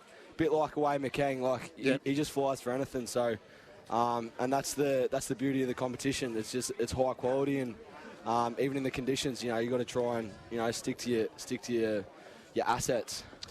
24 points up at three-quarter time, and we had Matt on air, and we heard the audio of his address. He was really calm. He was really positive. Yep. Just repeat all the affirmations around what you've done well and what you needed to do. But knowing full well 24 points, and we saw it with the first 4 or 5 goals of the Blacks, is never enough. But there was no panic about that. Is that his style in a game of this nature? I've never actually seen Matt Smith raise his voice above 100 decibels, I don't reckon. He's a very calm man, and he's well thought out. He never panics under pressure, and like you said, at three-quarter time, he addresses when we know that 24-point margin's that tricky sort of margin where they can come back, and you can get comfortable when you're up, I reckon. So it might not have been as calm after the first 5 goals went through for the Blacks. Yeah. But nah, all in all, it was just a good team effort. Uni Blacks, that's the beauty of the VAFA. Anyone can beat anyone on their day. Yep. And you mentioned earlier the license to go for your marks. Does that apply to the tackling as well? Because some of the tackles you applied today, it was a pretty bruising game, but some of the tackles you applied, some very strong stuff. Yeah, I suppose it's just about your mindset, really. No matter how big you are or small you are, as long as you can, plant the feet in the ground and tackle hard, that's the main thing. So important win for you guys today. I think that's 5 on the trot. You're still outright second. So this next couple of games, how important are they for you? Super important. We've got Trinity next week out at Bulleen. I don't think many of us boys have actually played out there because Trinity were down in the B grade the last couple of seasons. So we're looking forward to getting out there. And then obviously we head into a bye, and then from then on, that's when it's the business and then it's no mucking around. Well, they're waiting for you down to the rooms to sing the song. No Man Left Behind. We'll let you go, Jap. But congratulations on the win and being the Skins player of the game today. No worries, boys. Thanks for having me. Jack O'Sullivan of the University Blues, the Victorious University Blues, who got up here in the Derby by 14 points, 11-12, 78 to 10-4, 64. We will now begin our post-match thanks to the Clyde Hotel VAFA Crunch Time. And we'll be on until 5 p.m. So we've got another 25 minutes to unpack everything that's happened here today. We'll call that a unanimous decision, won't we, Matt? Yeah. Call that a unanimous decision across the board of the three of us? I'm fine with that. Yeah, terrific. No, there's no issues there. Hugo, great win as you chuck on your headset. Yes, I've multitasked today. You've make sure to put in both invoices because you've definitely earned your keep this afternoon. A few of those invoices outstanding still, apparently. The accountant says. I mean, when you go into the footy, you want a great game, and we got that today. We certainly did. And as we said in the pre-game, Matty, the award-winning pre-game, that form goes out the window and there's so much more to play for. You get that Derby cauldron atmosphere in a great ground like this, and we were treated to a fantastic display there. That comeback from the Blacks, because it was officially a comeback because they kicked 3 in a row. 4 in a row. Four in a row to get us level. Yep. Yeah, no, that was definitely a comeback. And we've just seen the Blacks playing as the Blacks. There's been their year, hasn't it? So that little lapse in sort of stages where they just let the momentum shift and not arrest that. That's cost them in the end. But then they were so good at so many stages as well. Yeah. The first, as he said, the first 3 quarters of the last quarter, the 75% of it, they were electric. They were on fire. Yeah. So and that might be the tail of their season.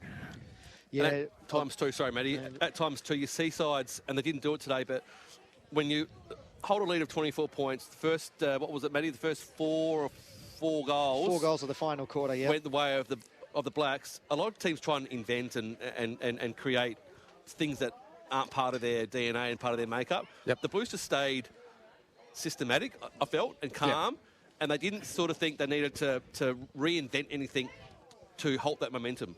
No, so big thing when I was coaching, and for any coach out there, it's got to be about the system and the structure. You can't be results driven because you have to back your system and your structure in. So you've got to back your players in, you've got them in the right positions, or when you make the moves work.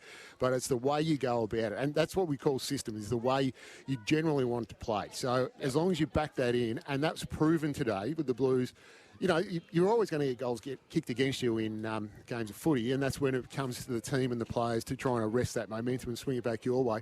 But it's the way you go about it. It's not who's got the ball, it's how you go about it. And to beat the Blues, you don't have to beat individual players. Because Grimley hasn't had the greatest day, but he's still kicked 3. You don't have to beat him. You have to beat the Blues structure. It's how the ball gets down to them.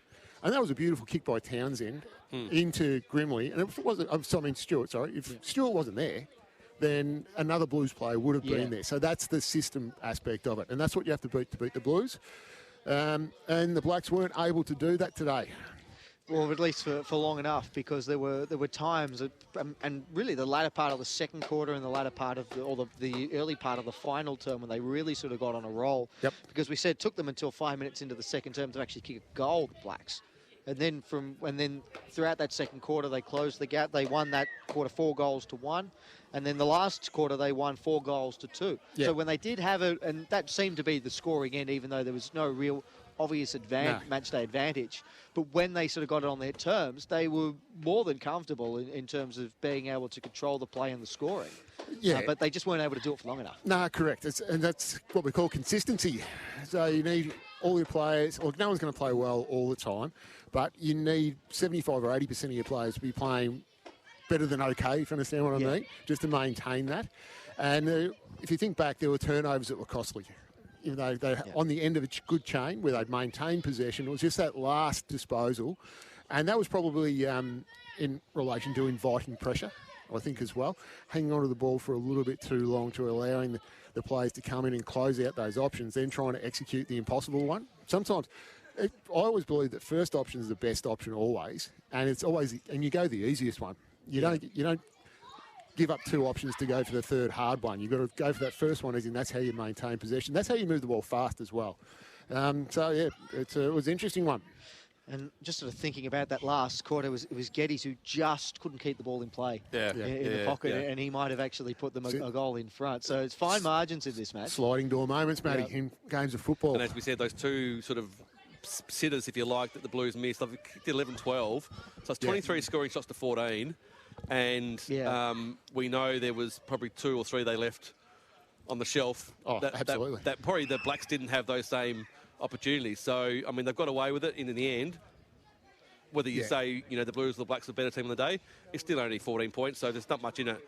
But if the result was reversed, they'd be ruining a couple of those missed chances in front of goal. Yeah, I mean, last week they kicked 6 behinds, I think, and the week before they kicked 5 behinds. Yeah, it was 28-11 combined in their previous fortnight coming into this. And conditions are a bit trickier underfoot. Yeah. Like beautiful overhead, but trickier underfoot. And this is one of the highest pressure games we've seen all year. I mean, last week was high pressure as well, but this was through which you expect with this sort of co-tenant rivalry that happens. That's Jesus lived up to expectation today too, hasn't it? Oh, it was a beauty. I asked you at halftime, Hugo, in the Moorfield-Stewart battle, who was leading to that point. I think you said Moorfield. It was.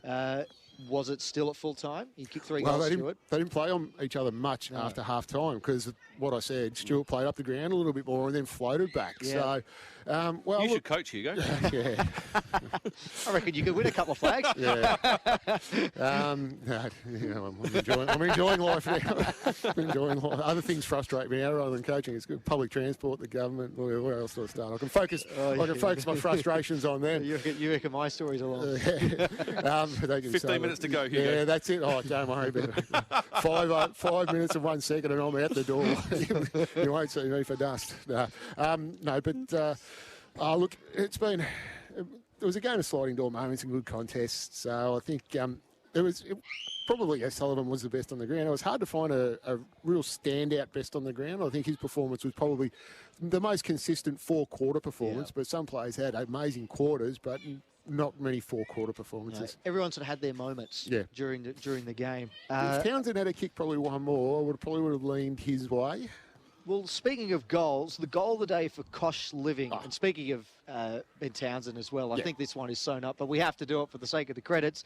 Luxury, modern and designer outdoor furniture. He stole the footy, he stole the hand pass in the forward pocket, snapped a beauty. I think that's pretty comfortable contender. One of the greatest goals you'll ever see. Just the way he just put the mid out, just gone, and just to finish that as well. That was excellent. That was a really neat finish indeed. What about the mark of the day for Partners Wealth group. Away Macking took one that was at Yeah, that's least gotta half be- a foot off the ground. That has to be away Macking's. On his chest. He'd be in double figures for marks of the day. Third time lucky. We just I think we just award it to him preemptively the next time we do a Uni Blacks game at the start of the match. One of Australia's leading providers of financial planning and wealth services for individuals, families, business owners and professionals. To learn more about what Partners Wealth can do for you, contact Uni Blacks President Patrick Barry. Around the grounds for Abercrombie.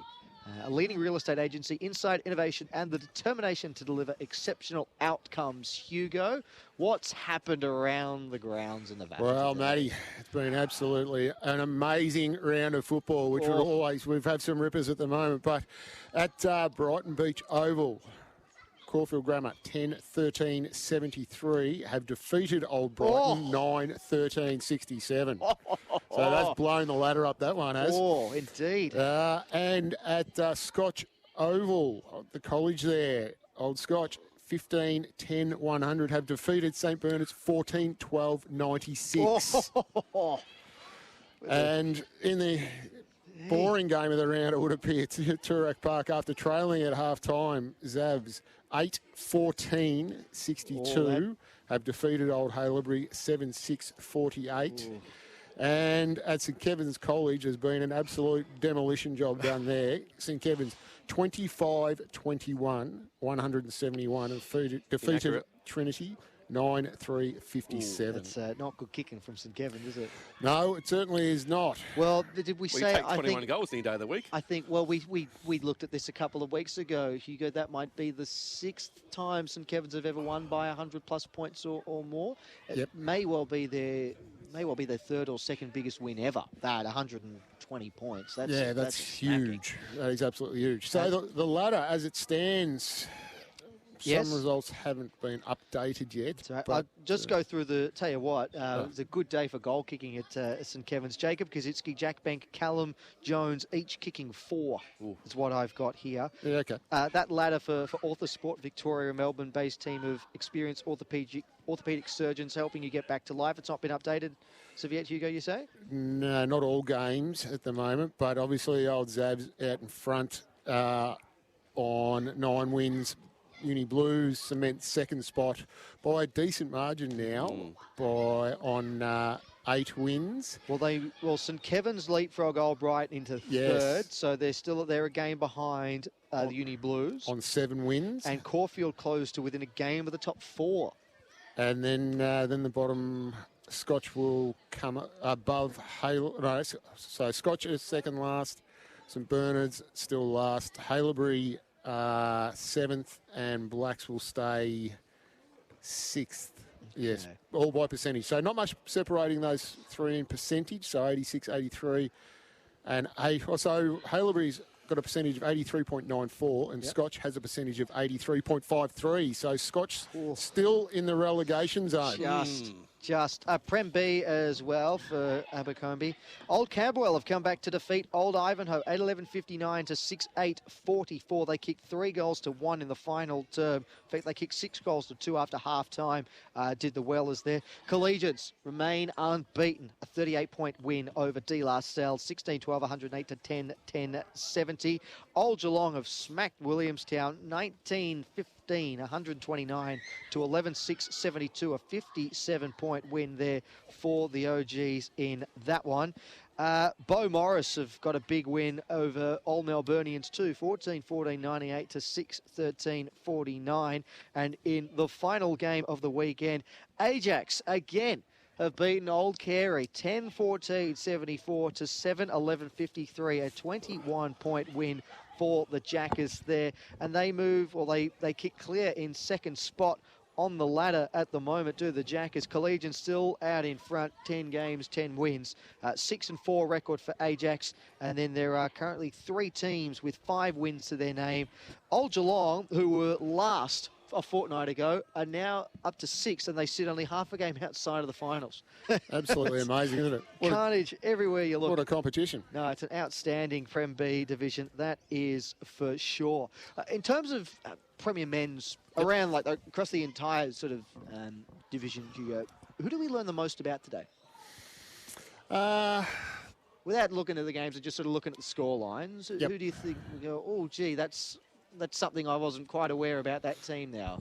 Oh, I think Blues. We learned a lot about the Blues today, that they can grind to win out, even against a side that's coming. Like, the Blacks are a very good side. They probably just that little bit inconsistent. And St Kevin's, we learned, St Kevin's have got an ability to kick a massive score, whereas in previous years they've been more a defensive-focused team, so struggled to kick big scores with a lot of avenues to goal. So they're putting together a good body of work. But yeah, it's going to be very, very interesting up the top end. Do you think they have the highest ceiling of anyone St Kevin's? Yeah, I think so. I think. Look, if they play to their ceiling and Old Zabs play to their ceiling, who would win that match? That one would be a very, very interesting one. But probably St Kevin's, if they can kick a bigger score. But I mean, realistically, who would win the match? Yeah. So Kevin's and they kick the bigger score. No, You've been in this game long? Yeah, that's right. If we kick a bigger score than they do, we win the game. Yeah. No, but I think if it was a shootout, I would say probably St Kevin's, because I think they've got more key avenues to goal, if you understand what I'm saying. They can get a bigger spread of goal kickers, whereas Zabs is more generally a Charlie McIsaac show, and then a few others just pop in. So who'd win a shootout between St Kevin's and Uni Blues? St Kevin's would. Okay. Yeah, I think St Kevin's can kick a bigger score if they're kick a bigger score, if you understand what I'm saying. Whereas if Uni Blues will let the same sort of off the chain, they wouldn't kick as high a score. And there's no Doug Kerr in that lineup either. No, for another 4 weeks. Petchy's telling us about his brother as well, but we won't get into that. Yeah, the one who never gets a game. No, never gets a game. Now, we sort of... I've gone through. I think I might have nailed down an initial. Now, we might have said this on the podcast, the award-winning podcast for the love of the game, the greatest podcast in the history of the world. That's the second mention of that. Yep, well, we've got to plug it. We sort of reached the conclusion that the top 4 was set. Yep. It was just a matter of figuring out the order. So today's results changed that? Do we still think that the 4 we've got will be what leads into September? Yeah, I think so. Who do you think's most vulnerable? Well, it looks like Brighton at the moment, doesn't it? Yeah, it does. Yeah, they're really faltering. So, what we're probably seeing at the moment is a little bit of the Tullamarine flu. I'll guarantee you, if we look at the lineups, I think it's starting to happen. I think that Brighton, and we do know they love a European holiday down there, the boys at Brighton. So I'd imagine a few of them have headed off to the. Have you seen how hot Europe is at the moment too? Yeah, it's frightening. And the World Cup too. So we're probably seeing a little bit of a. This is bad for the VAFA clubs. Yeah. The Socceroos progressing through. Yes, They'll play Egypt next Saturday morning. Yep. In the round 32. So I think that's probably what we're seeing to us a little bit there, and maybe their depth's really starting to be tested. So possibly. So with the Blues, it sort of feels like we've sort of seen this over the last couple of years, that they do well in games that we don't really expect them to win, but then they come up against a game where they're favourites and expected to win, and it becomes a bit of a stumbling block for them. But each sort of week that goes by, they're ticking those sort of tests of reliability. And today, I know it's a derby, but I mean it was 3rd v 7th on the ladder. It was a game they were expected to win, and they found a way to win. Yeah, correct. And that's what they. Look, the game last week out at St Bernard's, it's always a tough trip out there. They ground that one out away, which they admitted wasn't their best performance, but they still end up winning by 40-odd points there. Today, they were really tested, and, the pressure of the game, it affected their goal-kicking accuracy, but they ground out another win. So, like I said, you can only play as well as opposition lets you, and at times they don't let the opposition play well. Yeah. And then looking at the rest of the ladder, I asked you who's most vulnerable in terms of missing out. Caulfield, Old Trinity, Uni Blacks, Old Haileybury, Old Scotch, St Bernard's. If Old Brighton do fall out, who's most likely to take that final spot in the top 4? Who do you think is most likely? Before today, I would have thought the Blacks, but they needed to win today just to get that little bit closer. They're now 3 games adrift, aren't they? Yeah, exactly. So we're in the second half of the season. Yeah, look, honestly, Matty, I still reckon that the 4 is set, and I can't see anyone making enough ground, because the sides below them, they all beat each other. Yeah. There's no one who'll get on a decent run. So you need to, for someone to get that 4th spot, they would need to string together six wins out of the next. What have we got to go? 7, 7 or 8. I don't think that's going to happen, and I can't see anyone in the top 4 sort of dropping away in that respect. Big today for Caulfield because they remain in touch because they're only one game outside, but their percentage is significantly less. I think they're about 40% behind, 44% behind, and they'll be about 50% behind Old Brighton. 50%. Yeah, so that's a couple of games. Yeah, so they have to beat them. Well, actually 2 games out now. So it has been. Has it been updated? Yeah. Okay. Yeah. So St Kevin's 4th on 24 points, and then Caulfield 5th on 16. So they're 2 games out. Yeah. And massive percentage. So that hasn't included the 10th game that Old Brighton and Caulfield haven't played. Oh, sorry. Caulfield move up to 20 points. Yep. This is what we have with crunch time every week. They never update the bloody ladder. Sorry, it's my mistake. No, that's okay, Andrew. But I don't know about you, Andrew. I'm inclined to agree with Hugo that even though there is only a game in it, it feels like Old Brighton are more, I suppose, reliable from a neutral point of view in terms of winning the games needed to get into finals from here than Caulfield. Caulfield started the season very slowly and have been on a good run of form, but they're a newly promoted side. They could well go on another barren month as they did at the start of the season, just as easily. Probably a little bit inconsistent at stages, and then you get that with youth. I mean, they've kind of, Old Trinity and Caulfield have kind of mirrored each other's form. Old Trinity were on a hot run to start the season. They've fallen away a bit since, and a big loss today. And Caulfield started slowly. It's almost coincided with the match the two teams played against each other. That sort of Caulfield have picked up since then, and Old Trinity have slowed right down. Yeah, I think, and I've touched on this before, but I think Trinity got away with a bit of a free swing when they came into the competition because no one had really looked at them, didn't know too much about them, so they were able to jump a few teams. They got Xavier on a good week after they had the shies and punched out of them the week before against St Kevin's. They were very tired and sore. So I would probably think that Trinity will be the one to drop away from that middle group, I think, for the rest of the season. That would be my prediction. Makes for an interesting relegation race, just as sort of we're looking at the moment, because there's one game separating 4 teams: Uni Blacks, Old Haileybury, Old Scots, and Bernards. And we're no real closer to learning today. And today was a big game, a big win for Old Scots. They still haven't climbed out just yet. No. But that was a big win. They really needed that one. Yeah, high-scoring game too. So, and to only win that one by 4 points is not instilling much confidence in me, to be quite honest, in Scotch. But I think I've backed them in to do enough to get away from the relegation zone. I think the Dogs probably that game today may have been who was going to get out of that, but who else is going to come back in there? So Haileybury may struggle. So maybe Haileybury and the Dogs. Well, the way you sort of alluded to Old Trinity, and people have sort of had a bit of a closer look at them now, whether they sort of fall back into that pack, means those wins earlier in the season become pivotal. Oh, but their percentage will have taken a heavy hit today as well. Yeah, massive. Absolutely massive. The against points. Which is the one thing that you really do need on your side when it's as close as it is in terms of wins. As I say, one game separating the bottom 4. They've got an extra game advantage on the chasing pack, but percentage will not smile kindly upon them if it comes to that in the later stage of the season. Yeah, well, Trinity have the Blues next week. Yeah. So, look, Trinity will pop up and they will win another game, I think. So it'll just be when and who, and it might be when a certain team is having when you're up the top of the ladder or near the top of the ladder, you do have to go into a bit of maintenance zone in this time of the year because you want to be getting to the finals, hitting your straps and having full momentum. So you may need to rest a few players that will be travelling and bits and pieces going on. So, it might be for a few weeks, but Trinity will win another one, I think. But there will be tough ass next week against the Blues. No, that would be. I mean, we've had some shocks today. That would be a big shock indeed. Blacks placing Old Brighton next week. That's an interesting game now. After what we saw today with the Blacks, they're a good side. Here. Here as well. And Old Brighton were only here a couple of weeks ago and couldn't get the job done against the Blues. And the Blacks beat the Tunners at Fortress Brighton earlier this season. So they match up quite well from Blacks. It's supposed to absolutely bucket down this week, which will affect this thing again as well out there. What about Saturday? This never holds up. Do I need to bring the umbrella? Yeah, I'm only looking to Wednesday because I go to Tullamarine on Thursday, so I'm going. Right. Oh, yes. She'll be struck down with an unfortunate illness. Buttons bring some tarpaulins next week and bring the weather gear, boys. Andrew, you've obviously had a very busy day, and we thank you for dashing across from the under-19s to here. My pleasure, Matty. Your takeaways from this afternoon? Yeah, look, I haven't, as I said off the top, I haven't consumed a lot of footy, more highlights this year from the Emmos.